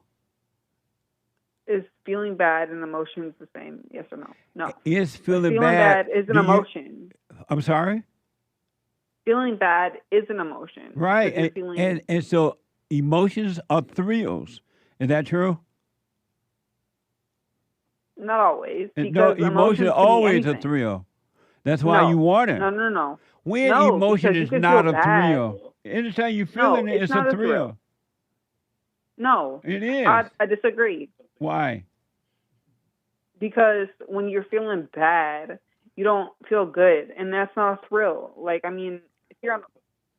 If it wasn't Okay, shut up. If it wasn't a your husband Sorry. talking to you, you yelling at your husband like that? Yes, because because he's trying to sit there and agree with you, and I'm like, no, It is a just thrill. not If it right. wasn't a thrill, you wouldn't love it when your grandfather called you and give you that thrill. It doesn't give me a thrill. It gives me like a sense of realization. No, it okay? gives you a thrill. Realization does not come with thrills. Okay, but not in a good way. But it's still a Because thrill. when you say thrill, Yeah. when you say thrill, it sounds good. Right, it when is. you say You love thrill, it. it sounds like you're at the tip of a roller coaster and you're like ready to like climax or whatever. Listen, I got to run, but you love it. That's why you like it when Grandpa call you and give you a thrill. Okay, but I need. What if I needed? Okay. Call me back. I guess I agree. Okay, I will. You say you do agree? I agree. Yes. I know. It's a thrill, and you love the thrills. Because I needed that thrill, like it right, was, because you love evil. No, Yeah. I don't. Yes, you do. No, you say I you don't. love that thrill. Because it's a sense of realization. No, it's it's a not. Sense of like, There's hey, no your grandpa's realization right. in that. You need to stop what you're doing because you're not going on the right path. Type shit. You know what I mean? Rochelle, Excuse my call me language. I'm again. sorry. Call me again. I will. All right. I will. Bye. All right. Bye. Super chat. Super. Super chats. Harmony says JFTV will be missed. Thank you, Joelle. Right on. Thank you. Fazul, I abandoned the world's view of love, including mine. What remained was the Father's love, pure truth I can see and hear. Father bless Jesse and crew. Right on. Thank you. Stay with us. Stay with us. Stay with it. Julie, very generous. Hi, Jesse. The other day you said God doesn't make plans, but in Jeremiah 29, Bible says, for I know the plans I have for you, declares the Lord. Could you elaborate on this? Thank you, God Jesse. knows everything. He doesn't need to have a plan. What the? He just know. Like you will know when you drop the anger, when you overcome the false self. Amazing. Thank you, though. Thank hey, you, Julie. Hey. Yeah. Aaron G., are children of God good or of good? What's the difference? Children of God are not good, but they are of good. Good is working through them instead of evil. Nice question, too. You're right. It's working through them. We are never good. Like we are never evil. It's the evil that lives in us that's evil. And when that's gone, it's the good that lives in us that's good. That's why we can't take credit for anything. We are not in control. Amazing. Thank you. Marty, good morning, Jesse and crew. Today's my 42nd birthday. It's my last day in Vegas. Be heading back to California tomorrow. Just want to wish you happy Father's Day. Stay safe and be blessed. Right on. Thank you. And what happens in Vegas stays in Vegas. Have a good birthday. Not Archangel Gabriel, just a quick idea for the show. Perhaps leaving a small time segment, 5-10 minutes, practice silent prayer. Get listeners used to the idea of it for those who are struggling with comprehending it. Just my 2 cents. I appreciate your 2 cents. Thank you. Please, Lord, not Joelle. Why Joelle go out? Thank you. Someone bought a coffee. Many people around me are struggling. I hold back from helping because I don't want it to become from a place of ego. Right on. I trust that if God wants me to act, he'll guide it naturally. Wouldn't be my doing. Still hard to watch people I care about suffer. But the fact that you do that is wrong. That's still ego. Why are you feeling anything about someone else's pain? That doesn't make sense. That's ego. Drop that. You shouldn't go with that either. That's another false identity. Amazing. Thank you. Eric, there's no truth in the past, no truth in an emotion. Whenever you think about yourself, you're not thinking about yourself. You're thinking about the ego, then not you. Absolutely. JLP. Absolutely. Eric. Thank you. And thank you, guys. I do believe that is all for... Oh, yeah. Let me shout out the top. Sorry, Nick. Pastor Shadley, Coffee Talk with Sandra, Games for Rec, and the rest of the supporters. And thank you, guys. That's all for now. Amazing. Thank you. Amazing. I am so out of time. You know what? Jared is doing amazing work putting packages together with sound bites and things. I didn't even get to but one or two of them today. I'm going to have to do something about that. But thank you, Derek. And work on yourself, folks. Really, you can be free if you want to. You can come out of the prison of your imagination and emotions. It's up to you. Nobody else can do it for you. No one else can help you in it. You got to work on you. Do the silent prayer. Forgive your mother and father. Go to rebuildingtheman.com/silent prayer. And don't forget to get your shout-outs in for your Father Day is coming up. And your merch at JesseLeePeterson.shop or rebuildingtheman.store. rebuildingtheman.com/store. rebuildingtheman.com/store. All right. Timothy out of Washington State. Somebody else that just hung up. I'm out of time. I'll be back tomorrow. Tomorrow is Open Line Friday/Black Friday. Have a good day. The Hate Report coming up, and then the American Anchor Baby. Have a good day.